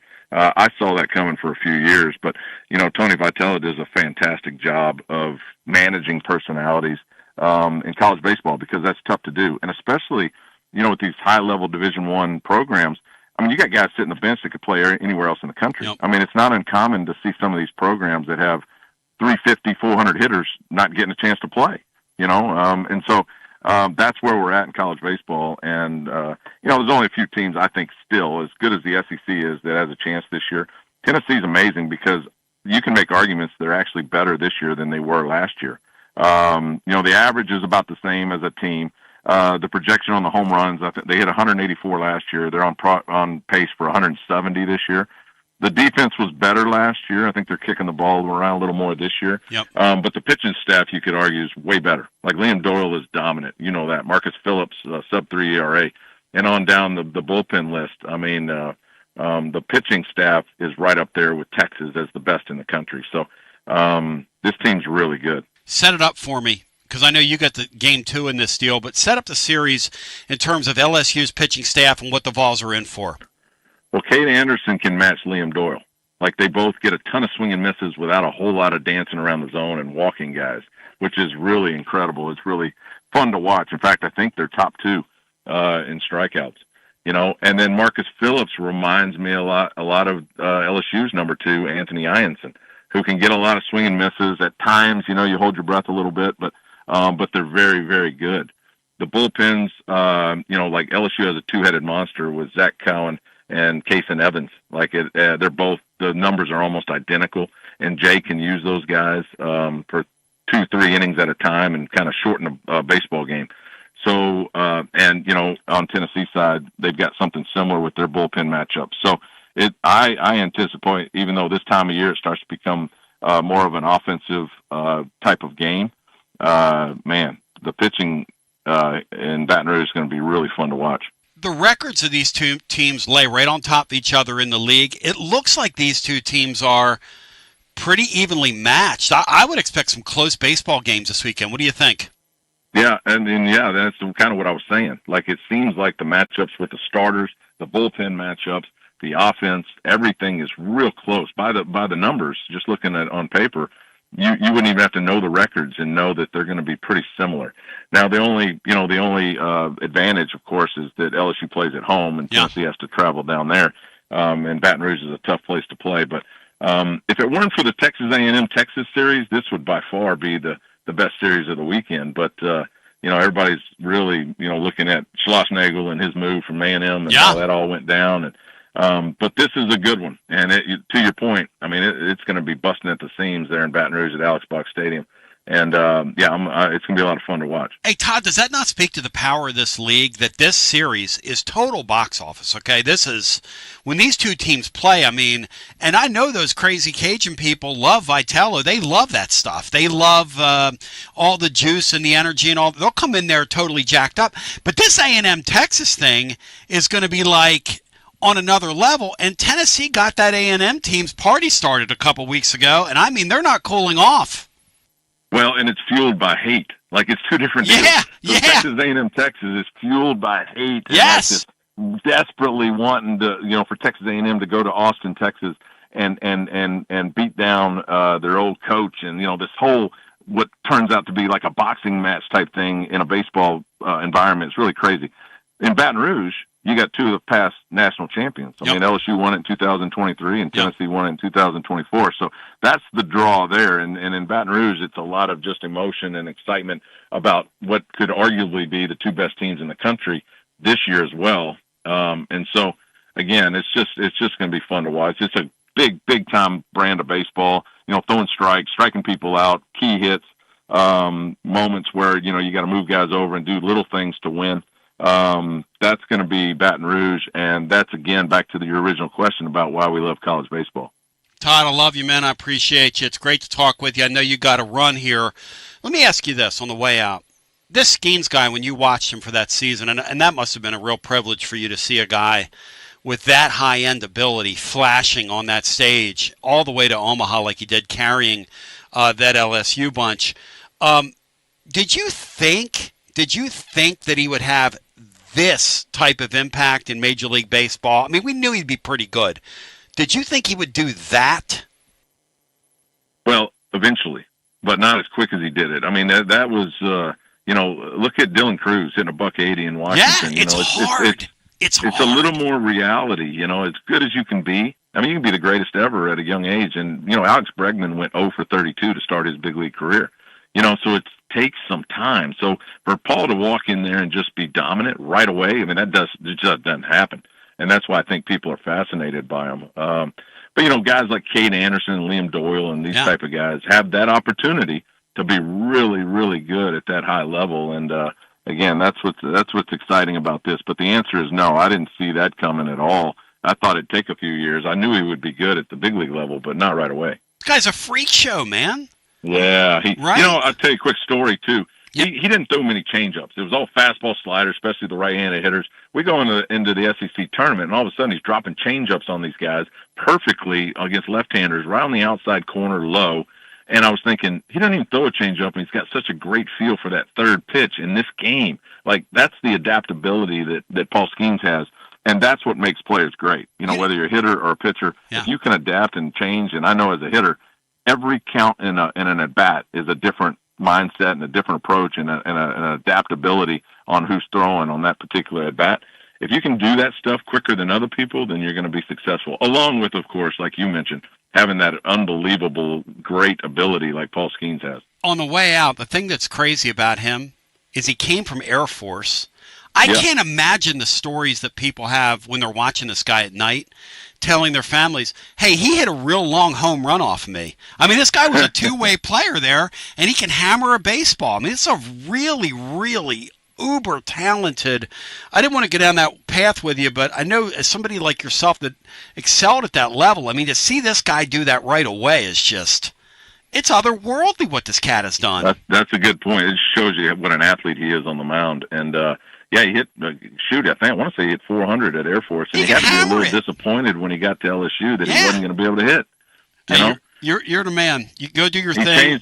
changed his life by moving, and everything involved, and couldn't be more happy for him. But man, it's going to be a great one this weekend. Looking forward to it. Good talking to you, T. Thanks. Okay, Tony. The great Todd Walker, one more time appearing on your TLD Logistics hotline. Unbelievable, Andy. I mean, it's unbelievable, Andy. Brian, how much fun is this weekend going to be? I mean, watching that series, and then we go back. Now we're going to open it up for phone calls here. We have a quick window to get some calls in if you want to jump in with us at 865-200-5402. Because at the top of TLD Logistics Overdrive Overtime, we got something else for you. Tracy McDonald's going to join, who has been all over the Nico UCLA stuff and was at the press conference yesterday. And maybe he can shed some light on the quarter system there and whether or not they'll give this quarterback some relief and let him come here and take his exams remotely. I mean, and then what kind of player was he in spring ball? What was he hearing about him? Hey, guys, this series this weekend's going to be really interesting. This is going to be a lot of fun. 3 really fun games, Sean. It really is. It's 2 programs that take the game seriously. They take the game seriously in recruiting. They take the game seriously in the portal.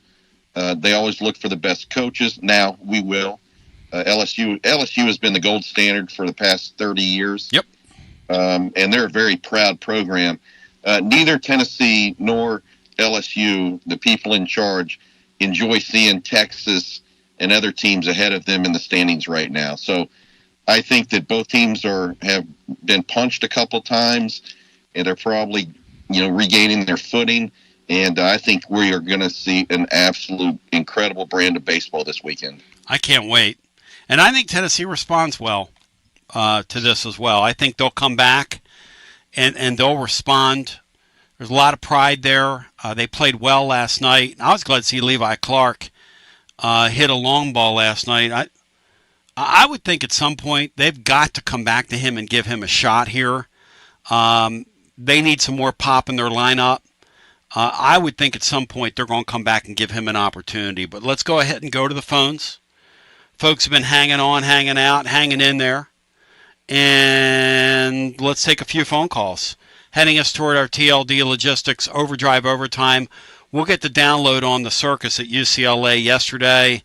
The Deshaun Foster thing and just how things feel from that end. And then I want to hear the thoughts on what our guest was hearing about the guy that's now going to inherit Tennessee's quarterback job in the short term and what a task everybody has in front of them. The energy around this today it's been wild here. Hello and welcome in. You're on the air. Tony, I have a question. Did you watch the SEC championship game last year? Yes. Did you see the final play of the first half when Carson Beck got every ligament in his elbow rearranged? I did, yes. So you maybe think you might have wanted to include that detail when you're talking about your little blurb about how Carson Beck's draft stock dropped. Got another question for you. Wait a second. Wait a second. Whoa. No. What kind of year did Carson Beck have before he got injured? Tony, he was going to be drafted way higher than he was after he got hurt. What kind of year? Elbow surgery. What kind of year did he have? That doesn't matter. What? Of course it doesn't matter, Mark. You guys don't care about performance. I have another question. What kind of year did he have before that occurred? Answer my question. He beat us, and his entire wide receiver room was sitting in the Clark County Sheriff's Department. Do we answer? Do we? Wait a second. Does everybody get an excuse here? What kind of year did he have? I have another question for you. What kind of year? I have another question. What kind of year did he have, Mark? What kind of year did he have? Stats don't matter. They don't matter. Performance doesn't matter. Okay, hey Mark, where was the kid that transferred from Houston to Miami, ranked last year coming into this season, who's getting ready to be the number 1 pick? Hang on a second. Let me talk. What kind of year? What kind of year did he have? What kind of year did he have? He went from Incarnate Word to Houston, didn't he? And then he went to Miami. No, he went to Incarnate Word. Okay, so what kind of year did he have at Miami? Where was he ranked coming into last season? Tony, you're not hearing me. You're not hearing me. What kind of year did he have before he went to Houston, before he went to Miami? He was going to the draft. Tony, he was going to go into the NFL draft out of wherever he was from. Houston or Brentwood. He was going to the NFL draft. Okay, and where was he ranked? Let's see how good you are. Let's see how good you are. Where was he ranked? Where was he projected for this NFL draft 1 year ago that you guys are quoting to me here about Tony, Nico? He was going to be in where last year's NFL draft. He ranked? I'm going to help you out. In this year's draft, 1 year ago, he was projected right after the NFL draft, number 17. He's the number 1 pick. Mark, why is he the number 1 pick? Would you care to answer that question? He was going to go into last year's draft. Mark, why is he the number 1? Mark, answer the question. But I have another question. Why is he the number 1 pick, Mark? Because he did it on the field, Mark. Because he did it. Mark, it's because he did it on the field. Your superstar, Nico, did not do it on the field last year, is not going to do it on the field this year, and is not going to be a top 10 pick in next year's draft like you guys think. He's not. Tony, yes, go right ahead. I'm sorry. Quinn Ewers, yes.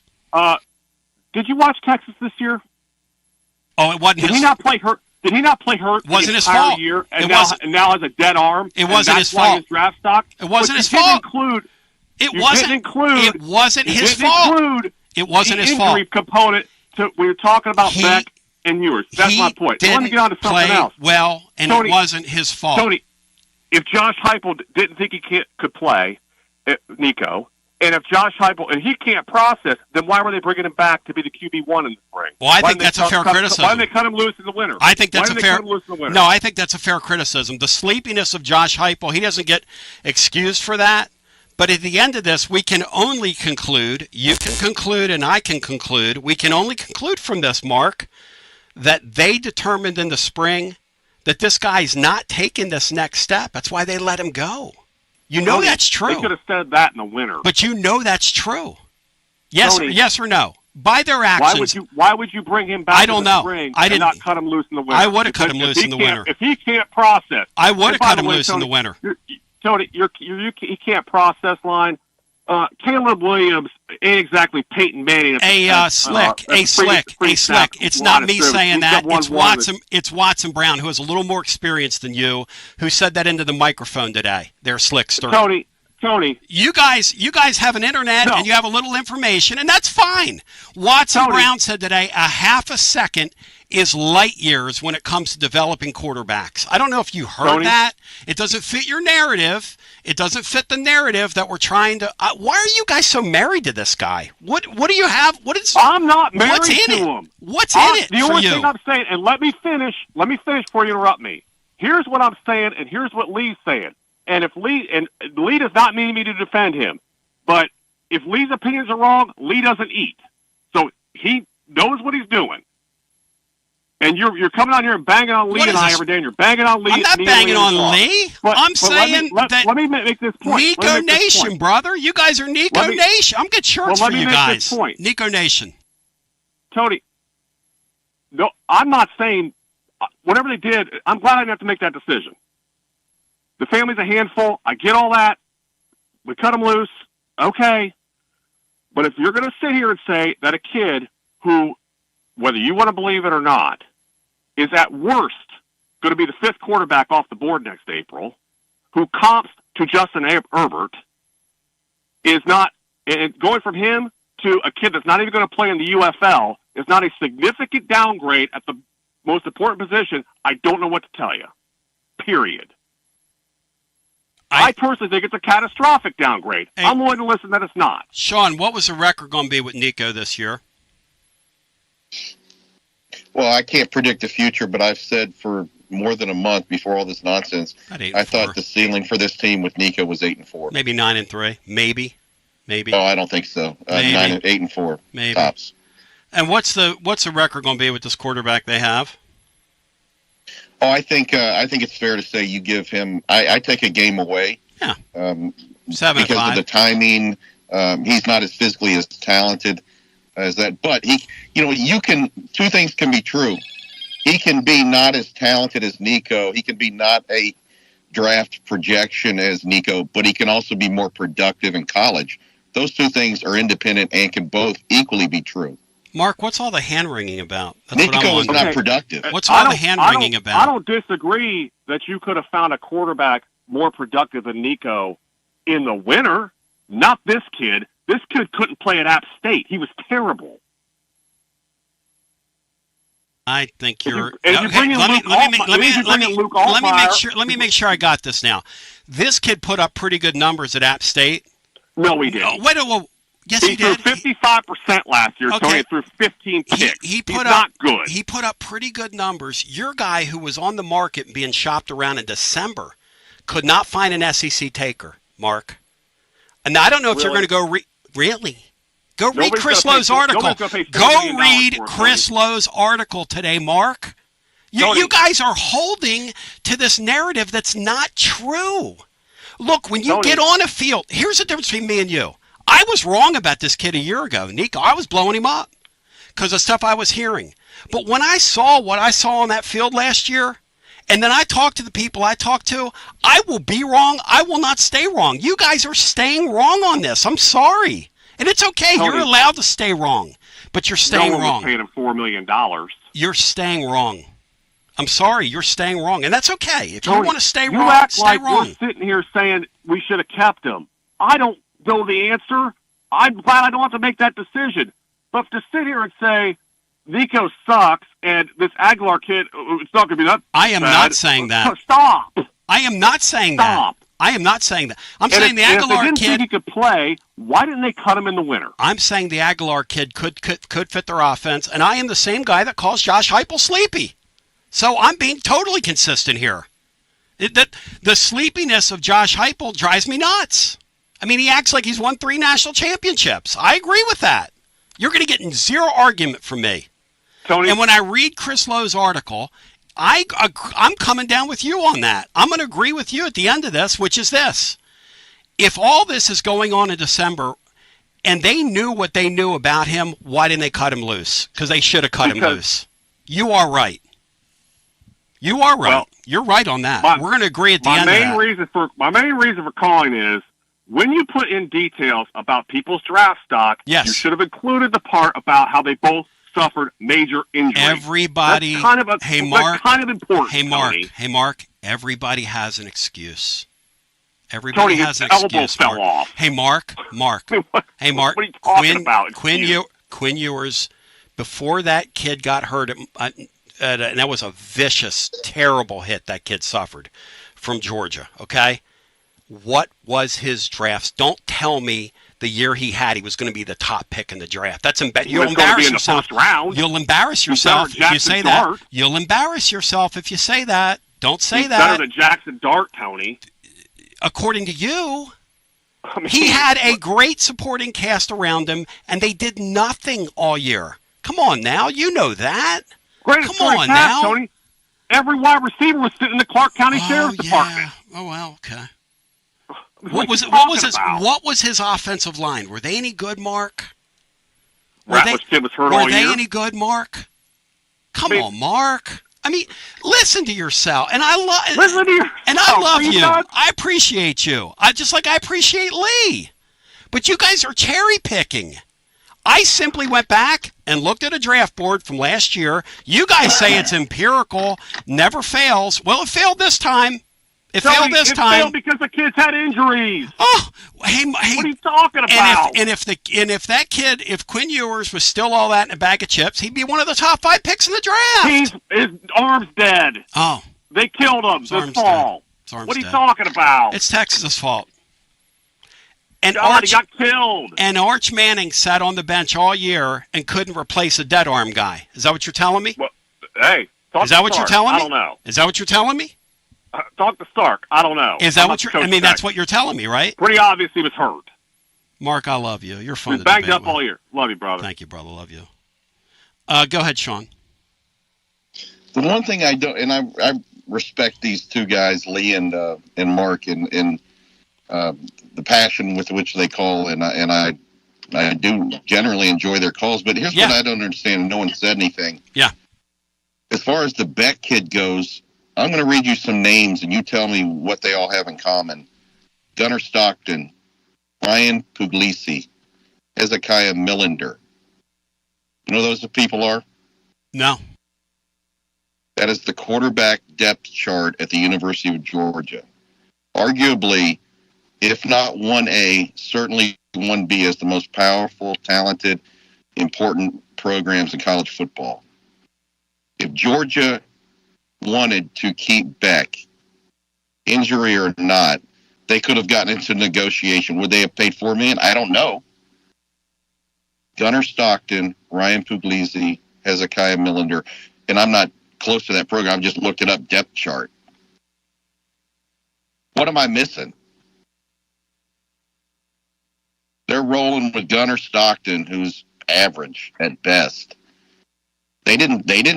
Likewise, they didn't see the value in negotiating with Beck's camp.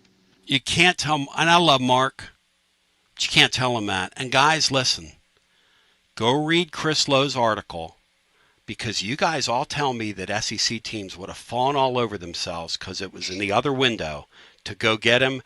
Chris Lowe writes today that the family was shopping him around. And I don't see anywhere where the kid's on Alabama's roster, Georgia's roster, Ole Miss's roster, LSU's roster. You know who LSU took? They took a really promising Van Buren kid who I would take over Nico 10 out of 10 days, and so would you guys. So let's be honest about it here. Let's just be honest. Am I saying Josh Heupel's perfect? No. Is Sean saying that? No. But they determined that Nico's not going to have this great year that you guys have imagined and projected onto him that he's going to have. And that's okay. And now UCLA has to deal, and they will, with the traveling circus, because they're going to get the Nico circus. And it's kind of a marriage of convenience, just like Tennessee is going to have a marriage of convenience with the guy we're dubbing Joey Football. But we're going to talk about that. Our special guest is going to join us, and that's going to start off our TLD Logistics Overdrive Overtime, which comes your way right now. To the radio listener, I love you. I appreciate you. The conversation continues at tclub.team. WJBE 1040 AM, 99.7 FM. Translator W259 AP. Powell, Knoxville.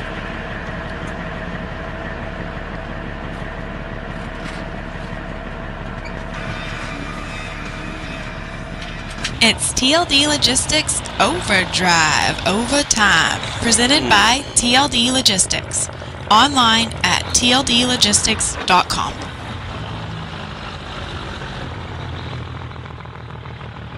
And now let's go to the guys with today's edition of TLD Logistics Overdrive Overtime.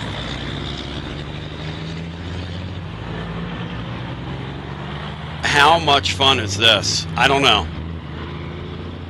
I like getting my blood pressure up, though. And Mark and Columbo, we have a tendency to do that to each other. Tracy McDonald now joining us. He covers UCLA, getting it done, moving left to right across your device, and is doing a great job. And I really appreciate him taking a few for us. He has been tracking this fun situation that's been going on out at UCLA. Hey, Tracy, I welcome you in. I mean, can you make this stuff up, my friend? The week and a half we've all been through here? It's been a traveling circus because UCLA also had a big recruiting event on Friday night. So just the amount of recruiting, stories I've had to do since then, on top of tracking, the Nico situation. Want to say about last Wednesday when it became, apparent that it was going to be the destination. It's been quite a ride. And you cover UCLA with the Rivals folks, but you've also done several other things out there as well. And you've covered the prep ranks and this, that, and the other. So you've seen a lot of this, and West Coast football. The situation with this kid that UCLA just kind of threw aside because Nico was there, man, I feel for this kid.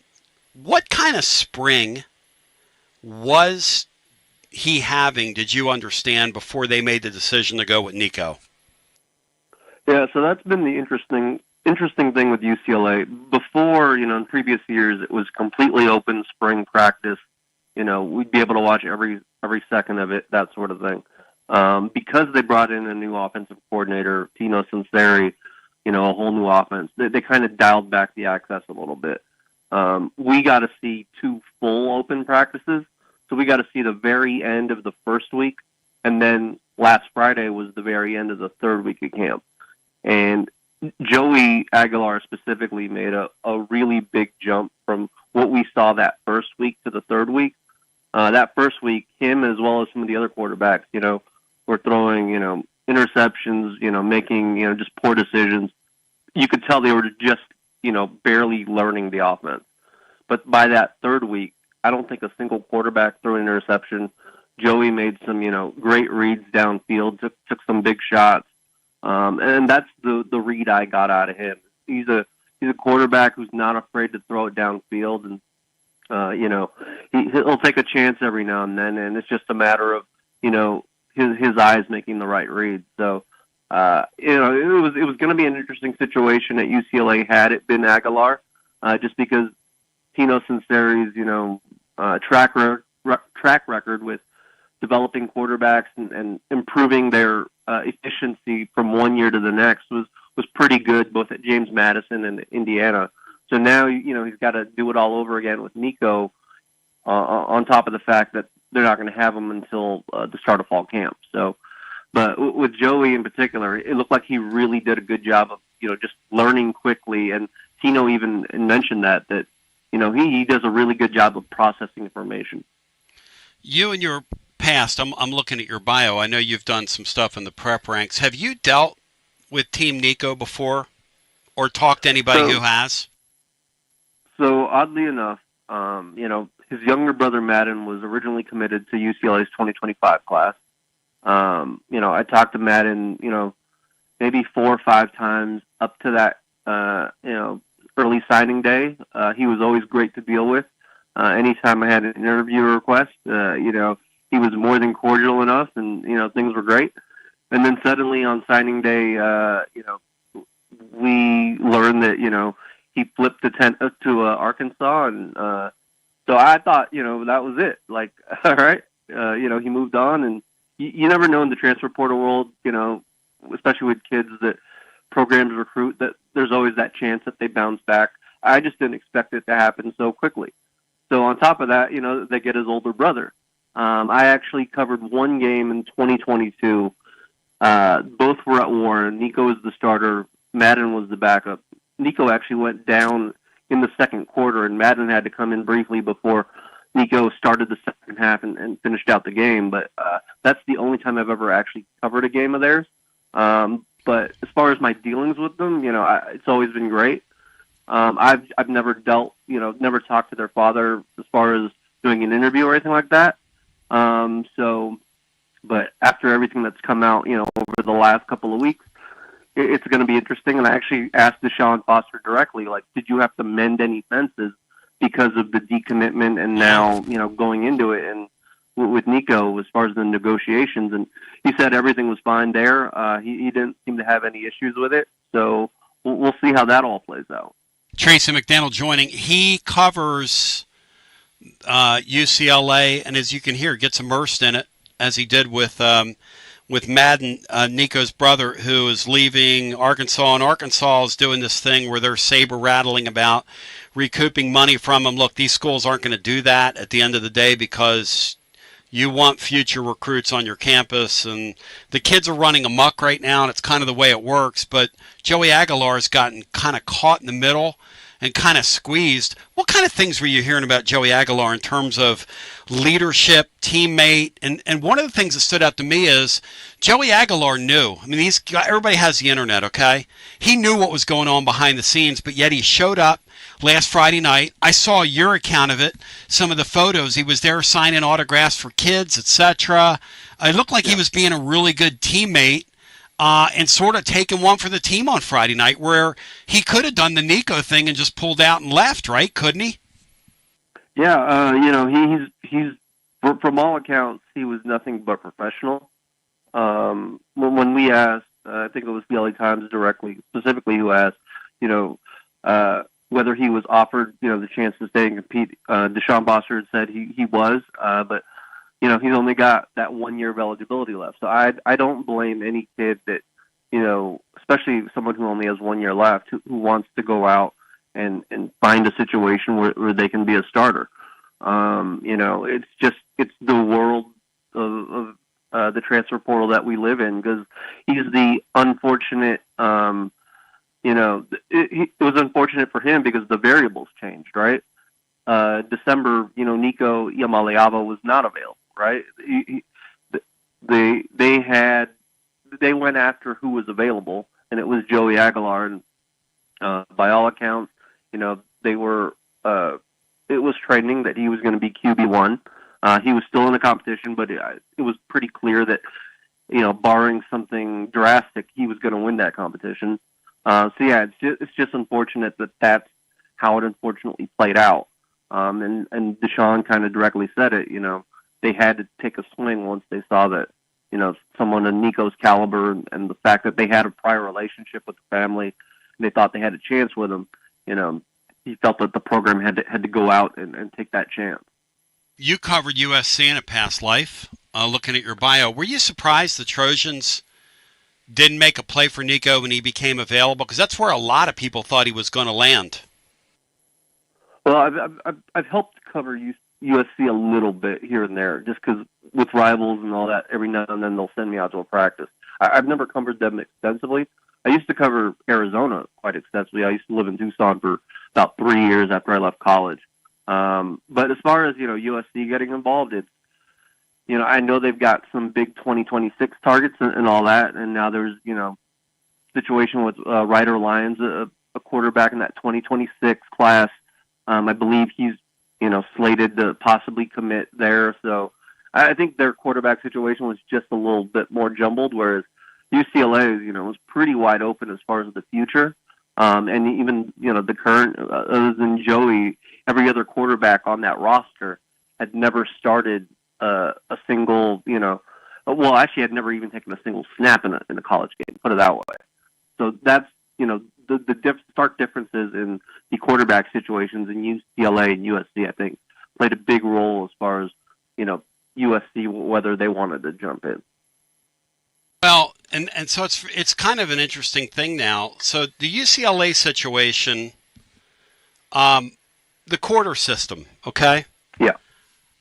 How steadfast are they with the athletes, past guys that have transferred, that sort of thing? Do they let these guys go remotely? Or do you have to stay there and finish? How has this been handled in the past? Any idea? Because this is all uncharted territory for us. Yeah. So that's what I'm not entirely sure, because I went to Long Beach State, which is on that traditional semester system. So I didn't necessarily go through, what all that entails as far as the academic side of UCLA. So I don't know if Aguilar is still on campus and if he's finishing out. We didn't really ask about, I assume he'd have to, finish out, because when we asked Deshaun about Nico's arrival, he said he still had to finish out at Tennessee before he could arrive for the summer. So I'd assume it'd be the same way, but, I mean, with the way things are now, I mean, you never know. Also, do you think they would be open to allowing him to do some stuff remotely, or do you think they would be steadfast in making him stay there? Because really, they have kind of kicked him to the curb, if you will, a little bit. Yeah, he wasn't at Tuesday's practice, so I think they're making a clean break of it. Once he decided he wasn't going to stick around and remain with the program, I think both sides kind of just wanted to go their separate ways on that. But yeah, like I said before, it's just an unfortunate situation with the nature of where college football is right now, where the rules just aren't really there yet.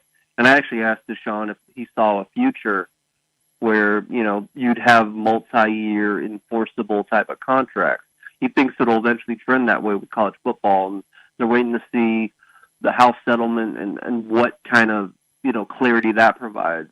But I think there does need to be something in place where, both sides, if you lock into an agreement, it only makes sense that there are some parameters and some things you can and can't do to make it essentially like a pro contract. We're obviously still quite a ways away from that, but it's not good for anybody, especially someone like Aguilar, who, again, by all accounts, has handled this professionally. I haven't seen anything from his social media account, or anything like that where he's talked poorly or anything of his experience. All his teammates, when we spoke to them, through the first 3 weeks of camp, they all seem to enjoy him. So, it's interesting to see how the dynamic of all that changes now that they have to bring in a new quarterback who's going to be the presumed starter, a high-profile kid, and just see how that affects the locker room. And so it all leads to this, right? What kind of season is UCLA going to have this year, in your mind? It's kind of tough, just because even with Aguilar, it was I thought they had a shot to improve, get the bowl eligibility, compared to their 5-win season last year. Now you bring in a more talented quarterback, someone who's got has experience playing in big games in a big conference, something they did not have on the roster before Nico's addition. So there are some pluses there, and you've got a schedule that, especially a road schedule, that's not nearly as daunting as it was. They've got to go to Ohio State, I believe. So that's easily their toughest game. But last year, they were going to LSU, they were going to Penn State, and I can't remember what the other one was, but it was all within like a 3-week span over the first 4 weeks of the season, and they kind of got thrown into the fire of their new Big Ten home. Now they've got like Northwestern, Maryland, some of these teams that weren't on the schedule last year, so it's a little bit easier path. I thought they had a realistic shot at possibly 7 wins with Aguilar. I think you can get to 8, maybe 9 if all stars align with Nico. But the big thing with UCLA, no matter who the quarterback was, you need their offensive line to dramatically improve from what they were the last, say, two seasons for the most part. They've always been among the nation's worst when it comes to having their quarterback sacked. And so, they've got a new offensive line coach. They got a new offense, an offense that's supposed to be far more simplistic than the one that Eric Bieniemy tried to bring in last year. So I think, the trajectory is there, the upside is there. But again, you now have a quarterback who is only going to have a handful of weeks before the start of the season to integrate himself, as opposed to a quarterback in Aguilar who, was there in the winter. So it's just really, really tough to say right now until I can actually see how well Nico, the receivers, the offensive line all mesh together. How good is that offensive line? I mean, you sort of touched on it, but and then because Tennessee's got a spot where you're a few injuries away from kind of being exposed. What kind of depth and prospects do they have on their offensive line holding up in the Big Ten, which can be rigorous depending on who's in front of you? Yeah, so they brought in Cortland Ford, who previously I believe was at Kentucky. Before that, he was at USC. He's likely the starting left tackle. So they've shored up that position because they had it was a revolving door of players there because of injury, because of not performing well. Just a combination of things last year. So they've definitely improved there. Right tackle Garrett DiGiorgio has been there for a couple of years now, so he's kind of the one mainstay. Their center Sam Yoon took over the starting job about halfway through the season after they moved their previous center over to right guard because they were having issues at right guard. Interior offensive linemen, they've got Olafontu Akinshilo, who was with the program last year but didn't play because he was rehabbing an injury after arriving from Iowa State, and they like what they've seen out of him in the spring. So we'll see if I think it's either the left guard. I think it's the left guard that he's expected to play. But there are still some questions. I know they've been going after some offensive guards in the portal, so we'll see if they make some additions there before it's all said and done. But at the very least, it looks like it's supposed to be an improved offensive line from what they've had a year ago. But even last year, they brought in 2 reinforcements that they were hoping to be starters, and they just didn't pan out. So, you just never know until, you're lining up against somebody else. It's going to be very, very, very, very interesting. The Foster guy, last year, the press conference he had, that was heard around the world where he said, hey, we're from UCLA, we're from Los Angeles. Is he kind of like doing a bit, or is he sort of like that? Like, walk me through the Foster guy, because obviously in Knoxville, we're going to watch UCLA very closely now. These 2 schools are going to be very linked together, and each fan base is going to watch each other quarterback and the progress of each team, right? This is the way it is, yes? Yeah, no, it's kind of funny because I remember making the joke, and I'm sure it's the same joke everybody else has been making, right? It's the first unofficial trade in college football history. And by the way, if it was in the NFL, Tennessee, I hope, would get some draft picks back on this deal, but that's another story for another day. Yeah. But as for Deshaun Foster, he unfortunately made those headlines last year at Big Ten Media Day. He's a quieter person. He just is. If you watched even his press conference Tuesday, sometimes he'll take a few seconds, process the question, and you can see him thinking what his answer is going to be. That's just, how he answers questions.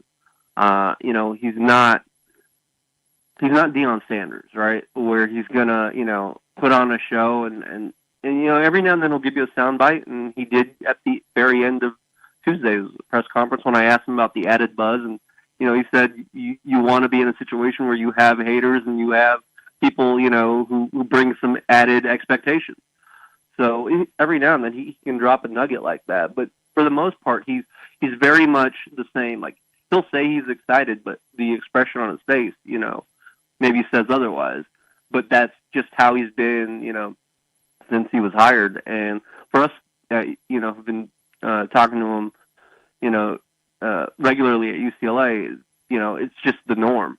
Whereas, if you have an outside reporter, and we'll see what happens Big Ten Media Day when it moves to Vegas later this summer and all that, and obviously he's going to have a lot more reporters, wanted to talk to him there. But yeah, it's kind of how he is, and it's kind of how he's wired, and I don't think that's changing anytime soon.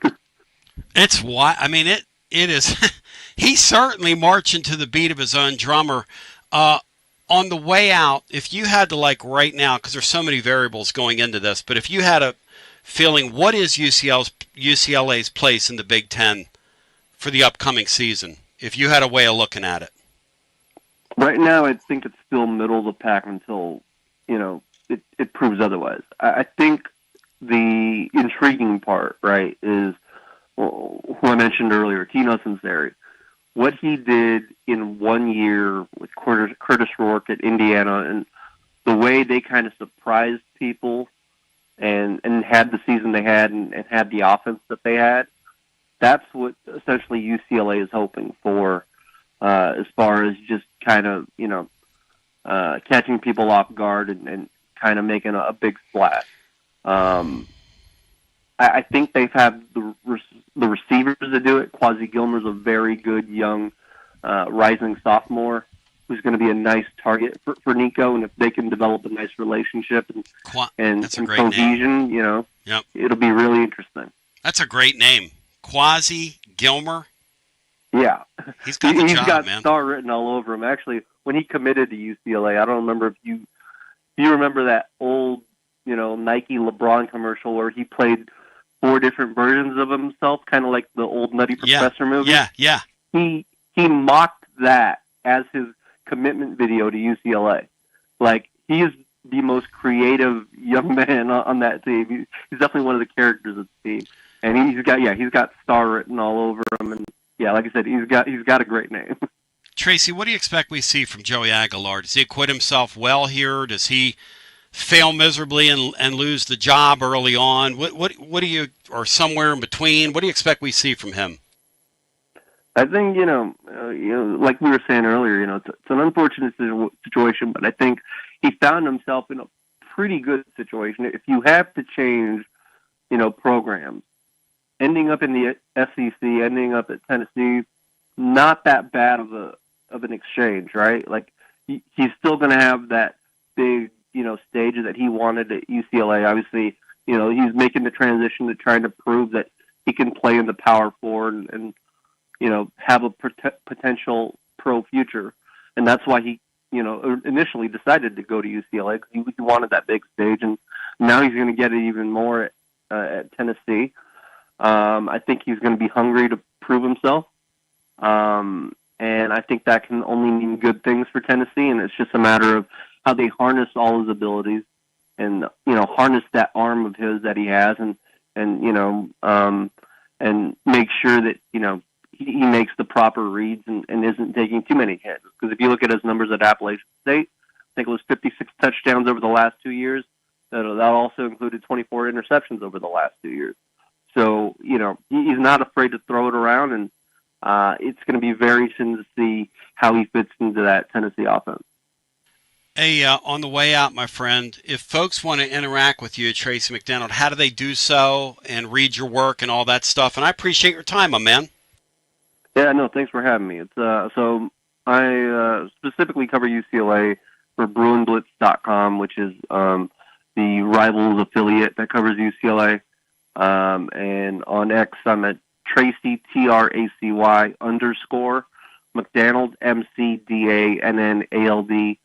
And that's where, all my stuff, especially as UCLA season unfolds, that's where all my stuff's going to be. Thank you, Trace. Good talking to you, man. Yeah, thank you for having me. Wow, we've gone for it today, Bri. On TLD Logistics Overdrive Overtime.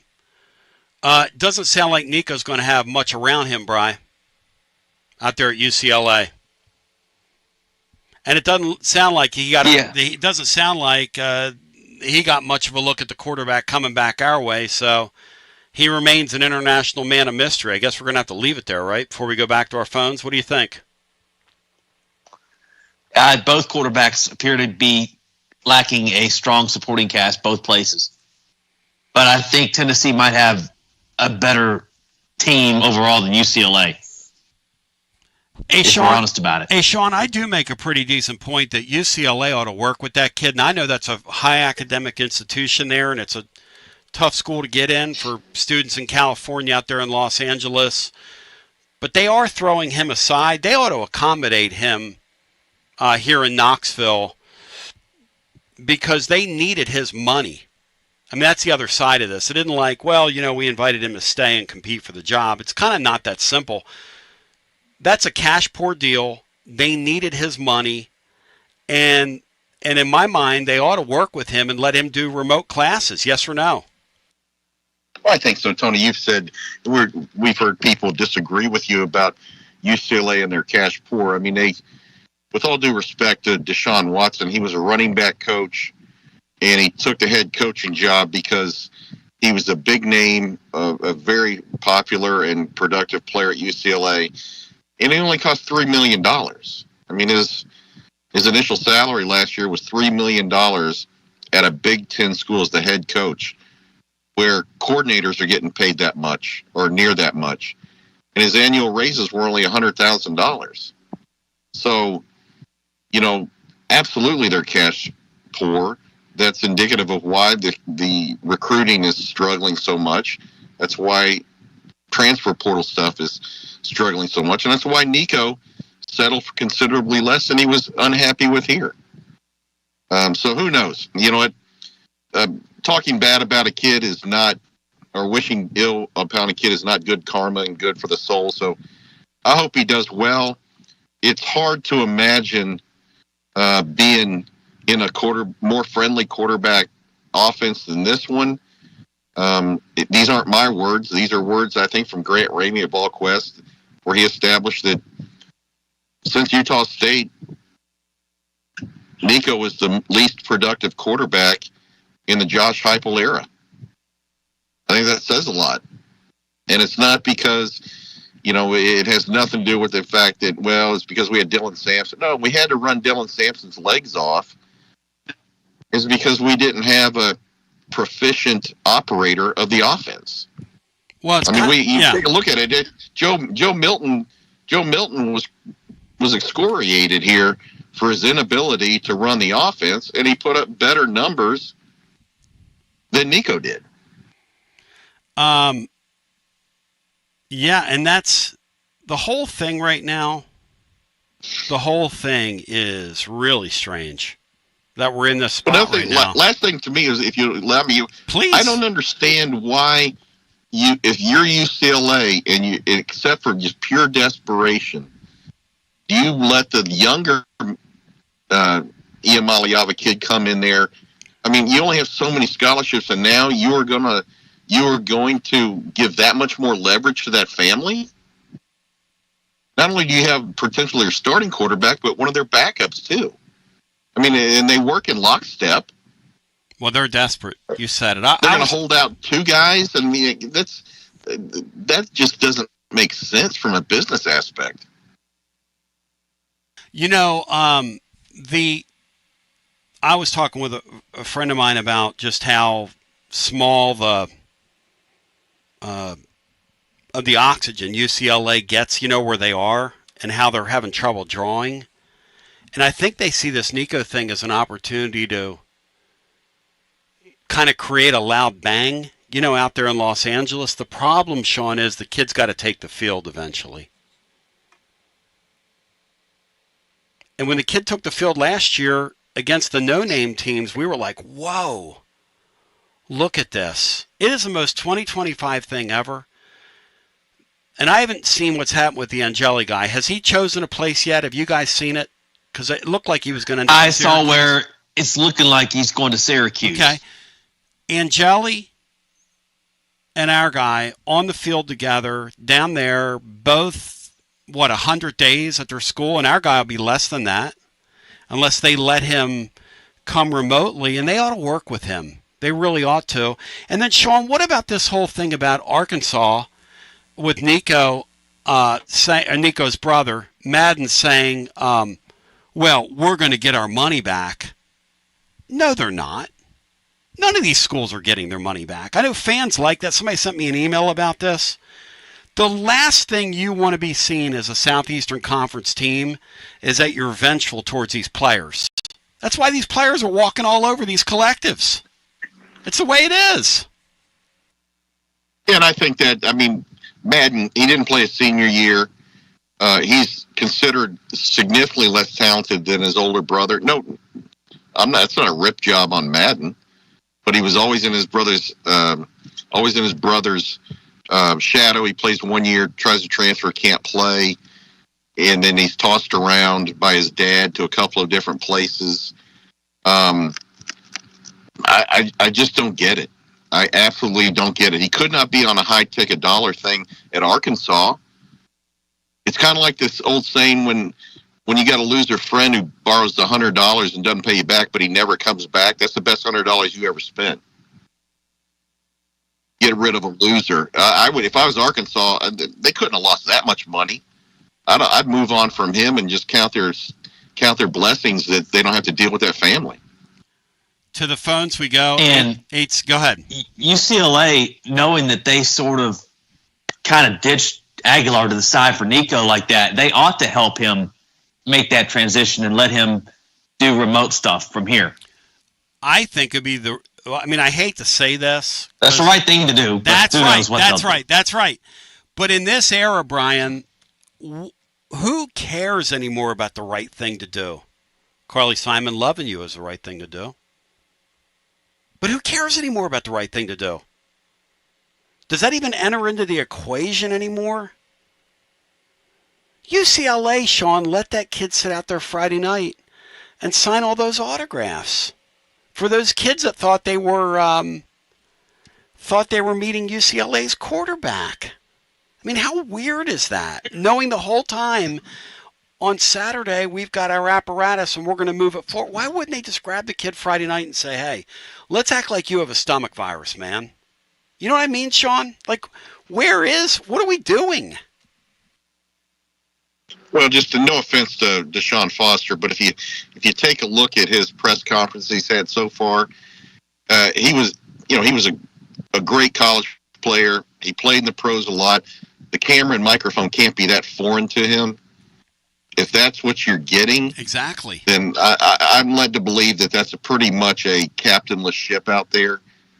And there probably wasn't anybody that had the wherewithal to even think of something like that. I mean, you even mentioned that quickly thrown together press conference where the kids made the poster board backing on the. I mean, it was pathetic. That thing yesterday. Well, they don't even. Was odd. They don't even have rows of chairs for media to sit. They just have everybody standing around the coach by a wall. They don't have like Tennessee has several rows of seats for all the media to come in. That looked like 1976 yesterday. Is what that looked like. So that ought to tell you something. That presentation. And you couldn't hear him, Sean. I was going to take some of those quotes. And listen, the kid we just had on's hustling, okay? He was standing right next to him. But he's writing, it's not physical, it's verbal. But it wasn't even verbal yesterday because you could barely hear him because the Foster guy he's not audible. It's really, and when he went before the microphone last year, I think that was in Chicago or wherever it was, he goes, "My name's Sean Foster, and I'm from UCLA, and we're a school in Los Angeles. Any questions?" People are looking at him like, "Are you high? Are you drunk? Are you lit? Can I get some of that?" I mean, what in the world? But the thing I like about that talk was there was some positive aspects about Aguilar out there.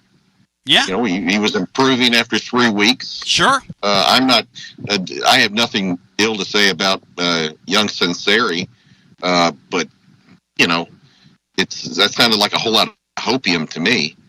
But if Aguilar in 3 weeks was making significant progress in a brand new system with brand new quarterback coach with brand new offensive coordinator, et cetera, then there's hope here.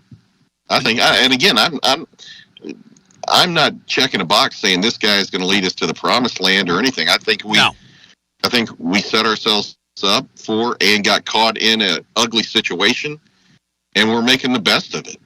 I don't. Mark implied that we went shopping and picked out this kid. I don't think that's right. I don't know if it was exaggeration, but you said 13 guys kind of said thanks, but no thanks, or we wouldn't meet their price, or whatever the thing was. This guy just happens to be the 10 at 2, and we got to make the best of it. And it would be a great story. Hey, listen. It does set up for an incredible story, doesn't it? And a lot of times, God works like that. And a really compelling fall, too, Sean, because we're going to be watching Nico. We're going to be watching his every move. We're going to be watching his every move. And people won't admit this, but they're going to hate watch him. See, in sports, you got place for hate. In real life, you can have differences with people, and we go back and forth, and whatever.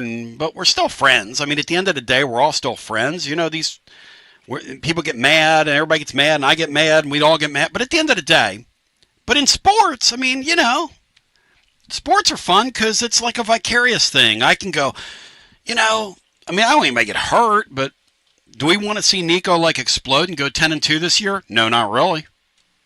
No, but I'll say this about Nico. I can't speak to his draft stock or whatever. I'm not a professional gambler. I don't know the ins and outs of that stuff. I'm sure there's merit to all those arguments. And I can live with some of the overthrows and missed guys that Nico had, the three first halves with no points. I can live with that. What will not leave my mind is throughout the whole year, several times the camera be on him, and he looked absolutely like he was in the middle of trauma. His eyes, his body language, his decision-making looked like he had no clue to what was coming at him. That would scare me. If I was an NFL franchise. And you absolutely had it right. He was the least pressured quarterback in the SEC. And They geared it down for him, made it as simple as they could, and he still struggled and was, even with all those conditions, was still the least productive quarterback that Josh Heupel has had. I don't know how you shake that. And attempting to call it right down the middle, which we do. Heupel's not perfect in this. No. You read Chris Lowe's article, and that thing reads like, what are you doing? Because, and Rusty made this point, and he's right. You know, I hung up on him Friday, whatever. I'm an ass. Okay. I was so sick of it by last Friday, you'd have no idea. Not that I'm covering from it, because I am kind of an ass. But anyway. Hey. And Colombo stopped. Hey, Colombo's right. If you were going to cut this guy loose, eventually you should have done the inevitable immediately. That's why Jeremy Foley was a great AD. He didn't play around with clowns. If the minute Jeremy Foley deduced you weren't winning a championship, he called you into his office and fired you. And he said that at a press conference. He said, here we do the inevitable immediately. And there is reason to question our football coach over that. Just like I will question our football coach, who I like. But I don't worship coaches. I've never gotten into that game. I like Tony. I criticize Tony. It makes him mad, but whatever. I mean, he doesn't think I'm perfect either, quite frankly. Little does he know. But at the end of the day, we have to acknowledge that in year 5, that's your wide receiving core. I just can't. And again, I'm saying this to you as somebody who knows that against this backdrop, Kim Caldwell's getting all the money she needs to build her program. We're not a women's basketball school. We're a football school. Rick Barnes just spent $4 million on a 5-star basketball player. Now, they lost Rodney Rice. I reported today in the blog over at tclub.team that Rodney Rice wanted to be here. He called Tennessee right before he committed to USC, and he said, this is what they're offering. I really want to come to your place. And Tennessee said, Rodney, we're in at 1.8, man. Now, you might be able to justify a $400,000 gap, like I was talking with a buddy of mine last night. But, Sean, if you're talking about a $1.5 million gap, that's a lot of cheddar. That's a lot of cheddar. So nobody's blaming him for doing what he did. But the point is, if there's $11 million there for these other sports, for basketball, imagine if Josh Heupel would court these people the way Rick Barnes has. You think Rick Barnes up there hanging out with the Haslams because he's just, they're big buddies? I mean, come on. Come on now. He's a smart guy. You got to work it. You think Tony Vitello works it? You got to work it, man. You got to work it. One thing I've learned in sales, and I learned it a long time ago because I was a kid, and some of you that are in sales know this, and some of you who tried sales and it wasn't for you know this too, that one of the hardest things to do is to ask for the order. But when you're a kid and you get beaten out of money, and you know you left somebody's office, and you didn't ask for the order, you either make a decision. Either this isn't for me, or the next time I'm in this spot, I'm going to ask for the order. Okay. No's a word. Make them say no. Make them say no. But you got to ask for the order. When you're not active in the portal, when you're slumbering in the portal and you have multiple needs on your team, I agree with Sean. Nico or no Nico, the absolute ceiling for this team, you don't want to hear this, some of you, but it was 9-3. It was 9-3. I mean, let's get real. And that's okay. We're better under this guy. He's a high floor coach. We're a lot better than we were with some of the clowns of the past. I mean, some would say light years better. And the 2 10-win seasons mean that you get equity with me. But it's not You don't get blind faith with me. Equity and blind faith are two different things, man, as far as I'm concerned. So we'll see what happens. I know one thing. Last football season, because Tennessee was in that playoff chase, was extremely intriguing around here. This football season, because of what's just happened in the last 2 weeks, is going to be unbelievably intriguing. No matter what the Vols do on the field this year, I can promise you this, it will not be boring. It will not be boring. Sean, your thoughts, then we go to the phones. Yeah, I think it's interesting with the discussion about with Nico's value, and they brought up Carson Beck. So if the stories are correct, and your stories have been, for the most part, correct as far as you can tell, I mean, things change by the minute, and your information is only as good as this minute. I find it interesting that back in the day, after the bowl game, the story was that Miami was okay with Nico, but they were not even going to match the offer that he was getting here. And yet they're going to double that for Carson Beck. Same exact program, same exact negotiators down there. And by money's sake, if Beck's making $4 million plus, they think he's twice the player monetarily than Nico is. I think that's interesting. And Mark has a really good point. He's coming off a catastrophic injury the last time he saw the field. That's how little they thought of Nico. I'm going to tell you what they did. Team Nico got him involved with Miami. We reported this in December. It's the truth. Somebody on their staff called Tennessee and said, hey, we're in at $1.5 million on him. They were telling Tennessee they're in at $3 million. Chris Lowe's piece today is incredible. It looks like a food fight. These two sides giving their side of the story, like a food fight. And one thing one of you all last week said, Rusty, somebody, nobody wins in this. There's no winners in this thing. I'm not going to sit here and pretend like Tennessee's won in this thing. I do believe in addition by subtraction, though. I do believe in that. We've seen that in sports. And I also think Nico was a flatliner. I'm not going to hide from that. I was saying that when he was here. He's a flatliner guy. Sorry, I didn't do it. He's on a field, he's flatline. That's why all this talk about him in the high NFL draft pick, I just don't buy it. He's got one tool. He's got a great arm. That's his tool. Doesn't know where the ball's going half the time. Now as a friend, you know what? I want to push back on that part too. Yeah.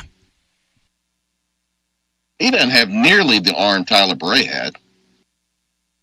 He doesn't have nearly the arm Eric Ainge had. He certainly didn't have anywhere close to the arm Heath Schuler had. Where is this big time arm talent that I keep hearing about? And the other thing is arm talent, schmalent or whatever. I want production. If Hendon Hooker didn't have the talent Nico did, and I'm guessing the NFL is saying that because he can't get a starting job or a trade to be a starter, okay, yep. Fine. Yep. I'll tell you what, as far as production, I don't believe I can hear an argument where Hendon Hooker wasn't one of the top 5 productive quarterbacks at Tennessee during his time in the Orange. And I'm not sure. I mean, this Aguilar, I don't know anything about him. I've watched some games. Nothing. I'm not hugely impressed. Right. To be quite frank with you, I wish we were not in this situation. I wish we would have set the table better, so maybe an Altmaier or Hoover or one of those guys would have found us a nice opportunity, but we decided that's not what we wanted to do. But the kid can be productive, and it's not going to take a heck of a lot to be as productive or slightly more than Nico was. He wasn't productive. This nonsense that he led us to the playoff is a joke. That is an absolute joke. If you want to name one player that led us to the playoffs, it's Dylan Sampson. We were in the playoffs despite Nico Iamaleava. And as you say, no offense. To the phones we go. And if you want to get in, 865-200-5402. Brian Hartman, you're dismissed. Have a Dwight Gooden. Love you, man. See you tomorrow on a John Adams Thursday, presented by Jennifer Morris. Next move, SmokyMountains.com. Brian, can you field this? Field this. Field this. Field. Brian's already gone. I guess he can field us. Hello and welcome into our next call on your TLD Logistics phone line. You're on the air. Welcome in. Hey, guys, Dave. Hey, Dave. Good to talk to you. Well, I look at, I think Josh Heupel's lazy, and that's all I can tell you. I mean, I look at Alabama, Georgia, and Texas in the transfer portal. They all signed 10-plus players in the portal. LSU and Oklahoma. Yeah, in Oklahoma, yeah. Every other SEC school signed more than Tennessee. Tennessee is at the very bottom. Yep. The thing about it is, you would think those three schools, well, they probably wouldn't need to go to the portal because they recruit such a high level. But I guess Heupel is recruiting so well, we didn't need to go to the portal. We know that's bull crap. And I just think he's lazy. I don't know that he's lazy. Talking to somebody about it, I think he's a creature comfort guy, and he likes having stability around him. The weird thing is, last year they had to address their secondary before last season, and they went hit, miss, hit, almost hit, the four guys they brought in. I would have thought that would have pumped some juice into them to go say, hey, let's go get some wide receivers, man. Let's go get some wide receivers. Let's go get a playmaker. Well,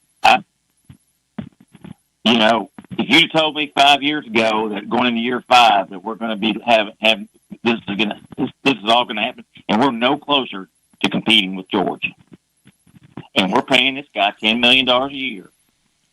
Well, Dave, the goal is not to compete with Georgia anymore. The goal is to get to the playoff. I mean, some of you don't want to hear that. Winning conference championships is not the goal anymore. It's to get to the 12-team playoff and give yourself a chance for the tournament at the end of the year. Tennessee did that last year, so you have to give him credit for that. Part of the reason why he did it last year is because they shored up that secondary to the point where, hey, McCoy was a damn good player here. Damn good. Not good, damn good. Tony, to win a national championship, you got to beat teams like Georgia. That's bottom line. Making the playoffs, okay, 12 teams are going to make the playoffs. Yep. It's not going to be that. It's not going to be that special a few years from now, and when you get blown out in the first round, it's just not. It's going to be like the NCAA tournament, losing in the first or second round. It's all in the eye of the beholder to me, Dave, because to me, if you make that 12-team playoff, you've had a nice season. You've had a very good season. In fact, especially out of this league. What'd you have? 3 teams went last year out of this league? 3 teams out of a 16-team league that includes Texas and Oklahoma? That's a hell of an accomplishment right there. And I don't cast that aside at all. I don't cast it aside. I don't. But my ultimate goal is to win a national championship because that's the goal of a program like Tennessee. My goal is not just to make the playoffs. My goal is to win it all, to win an SEC championship, to win a national championship. That's my goal. Just like it is in baseball. And then, now I'm going to get to basketball. And I talked to my buddy whose wife works in the basketball department. Yep. What are you hearing? Talk to me. What are you hearing? Barnes has been totally obsessed with this Ament kid. So much so he's had been cozying up to the billionaire, and you know which one I'm talking to. I told you that. He's totally obsessed. He's never taken this level of interest in a basketball player. You've got accurate information. That is the truth about Rick Barnes behind the scenes on this deal, Dave. That is accurate information. So upset that he's dropped the ball on signing any shooting guards. Now they're all gone. In the top 200 transfers, they're circling back to guys like Kay Tyson from the guy that transferred from Belmont to North Carolina. And he's not even a shooting guard. That's how bad it is on the shooting guards. And they're saying right now that that Bishop Boswell is your 2 guard. So it's bad. And I have to remind everybody, I would have gone out and got 2 shooting guards before I'd have paid this McDonald's All-American $4 point whatever $million he's getting. I agree with that. I'm of the school of thought. I'm on team Rick Pitino. In the portal era, I'm going to get veteran basketball players over 5-star players. I'm sorry. That's me. Barnes loves this guy. He doesn't like him. He loves him. He energized Barnes, this guy, in the spring. Flat out energized him. Well, Tony, where's all the money? Because they got separate money for this guy. So where they spend the money? Why couldn't they just give Rice the rest of the money, what they had left? They weren't going to pay that kid. They weren't going to pay that kid $3.2 million, and here's why. Barnes was not going to allow, while the kid from Maryland took. I'm just telling you the backstory on this. You can argue this if you want. The Gillespie kid took less than fair market value to come here and gave Tennessee a hometown discount. The plan was that Rice was going to come back here and live with him. Barnes did not think it would be fair to pay this kid profusely more money than they paid the Gillespie kid, who they see as a more important player. Now, you can argue that all you want, but that's what Barnes did there. I think this thing with this 5-star guy is either going to be boom or bust, and Barnes thinks it's going to be a big boom. And a couple of my sources inside the program say this kid's a dynamite basketball player. Go ahead, Sean. Well, I think my response to Dave would be is when you're talking about guys like Amit and that kind of money, these are ego projects for the ultra rich boosters. Yep. They're not. I guarantee you that no booster went and said, "Hey, Rick, here's $4 whatever million. Use it as use it like you want to. Here's a check." I don't believe that at all. On the very much outside, when a lot of time ago, I had some contact with boosters that bought football players back in the day. Nothing close to this, but big time players, and they became ego projects, and boosters would get against boosters, and much like not wanting to lose out for a recruit. That was how they competed. So I hear what you're saying. If it's 4.1 for that million, for that player, there's no telling that the booster would have said, "Okay, well, here's $4 million. Go get 2 guys." Unfortunately, that's not the way I saw it work. Yeah. Well, when he had Kevin Durant, they didn't make it out the first weekend at Texas. So. Is that going to be? Is that Dave? You were positive, Dave. What happened to you, man? Did we really turn heel again? WrestleMania weekend. What are we doing here, man? Because all I heard was how great they were going to do in the portal this year, and they tried. They tried. What do you want them to do, man? Hey, what would you rather have? This thing in basketball or what we did in football in December? I mean, there's no harm in trying. Well, it seems like our competitors are trying and succeeding. And I'm talking about Alabama, Auburn, Kentucky. No, Arkansas. Several of those programs, Dave, have swung and missed on guys. Come on now. Well, I hope baseball finishes up well, because I think that it's going to be a long football season and a disappointing basketball season. God, you really are. Okay, the basketball team, what rank will they be right now? Is that current team? They have 10 players right now, and they're going to add 2 more. What do you expect out of the basketball team next year? Right now, they're a French top 25 team. You do not believe that, Dave. Come on. That's what ESPN, CBS Sports, that's what they have us right now, even with Amen. And what happens if Rick Barnes is right about him and he's totally dynamite? What happens then? You have a high-level pro. You have a Gillespie guy that led Maryland to what? The Sweet 16. You've got a couple guys that have played in a couple consecutive Elite Eights, and they're still holding out hope they might get Gainey back. What happens then? What happens if you get Gainey back, Dave? Can't shoot. Gainey can't shoot? He can't shoot. Okay. I just wanted to make sure we were on the same page. Sean, you wanted to add? Yeah, I don't know how it's going to shake out, but and I'm burned by the Julian Phillips experience here with paying a kid in the old Barnes, was set in his ways, and I think it's Springer and Keon Johnson too. I think you could make the argument he wasted those kids, or for at least their year here. But I'm not looking for a Cooper Flag result. It could happen, but he could certainly score at a clip like Trey Johnson at Texas, couldn't he? Well, I mean, the book on those guys. If this kid gives you 18 to 20 points, I don't think that's. If Trey Johnson can do it, if some of these other kids can do it, why can't this kid do it? That's exactly the number that those guys averaged. 2 of the last 7 3-star players that size or bigger. We have it in the blog today. Every one of those guys averaged at least 15. 2 of the 7 went to the G League Ignite, and they were in the high teens as well. Every one of these guys can really play, and every one of them essentially is in the NBA. So now you got a legitimate inside game we didn't have this year. You got the Carey kid's a nice inside guy. Yeah, he didn't give him credit. I'm not saying Estrella is Bill Walton at UCLA, but if he's healthy, he's a hell of a player. He's okay. And then you got Akpara and Phillips to clean up there. At 6'10", I don't care if he's 170. He doesn't have to go in and bang. This Ament guy scared off that Freeman kid, Dave. It's just the truth. It's the truth.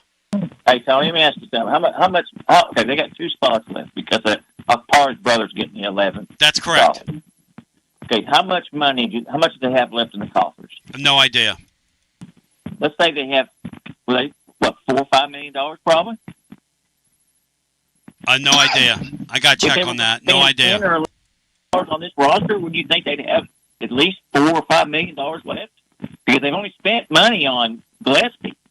I'd say Jalen Carey's probably only get $1 million, maybe.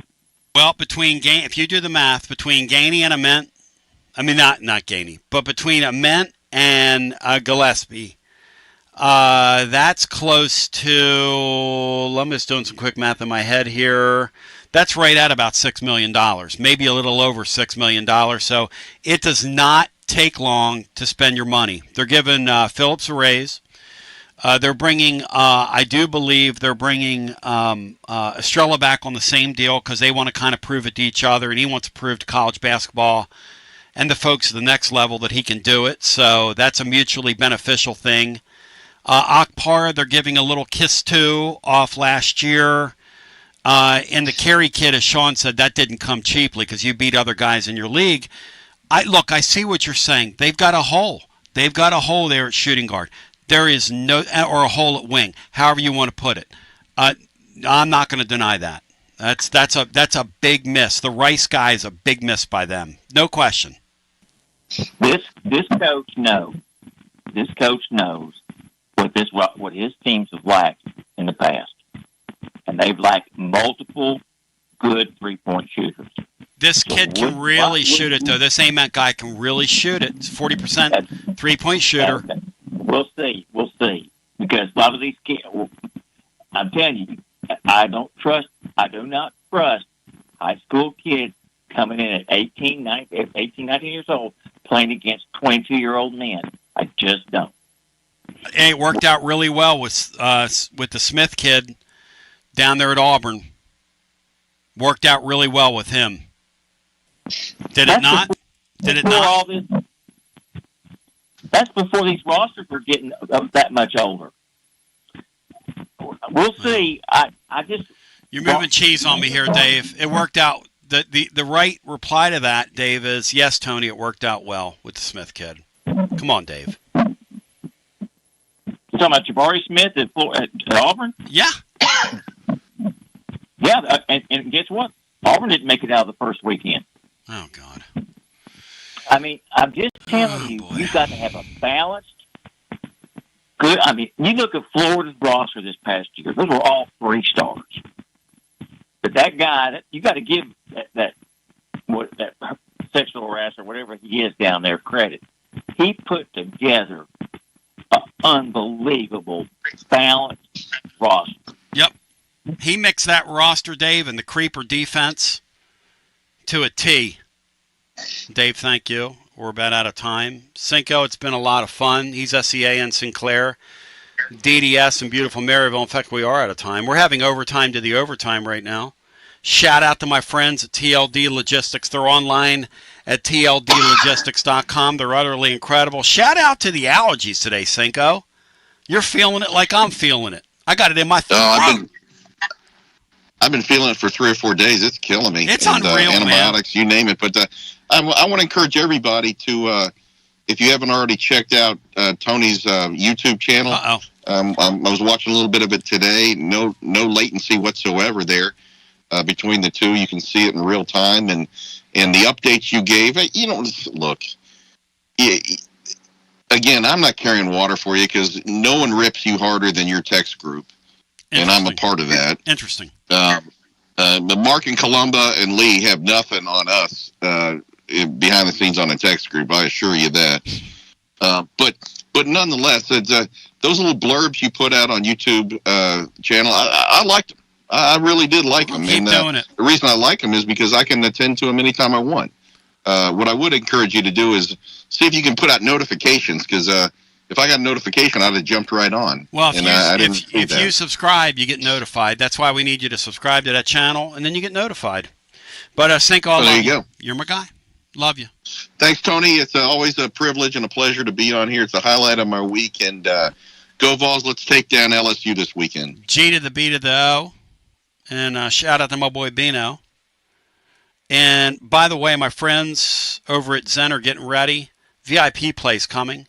First week in May, the Eagle is going to land. And land it will. Because betting in the state of Tennessee is about to go to a totally new level. 200 leagues. You'll be able to mix and match. Concurrently do your thing. It's going to be utterly incredible. They're planning huge things. And everybody's going to get treated like a VIP over at VIP Play. Love it. Love your show. Gambling problem, 800-889-9789, 21 and over in the great state of Tennessee to place a bet. We love you. TLD Logistics, love you. Jim Peters, great talking to you earlier today. He says about the baseball team, hey, just baseball. Just baseball. Gonna be all right. Gonna be all right. I want to thank Nate Snead for joining us today. I want to thank the great Watson Brown for joining us today. I want to thank Todd Walker for joining us today. And the gentleman that we just talked to from UCLA, I want to thank that fella as well. Till we meet again, for all those behind the scenes, peace on the streets. We love you. Oh, man.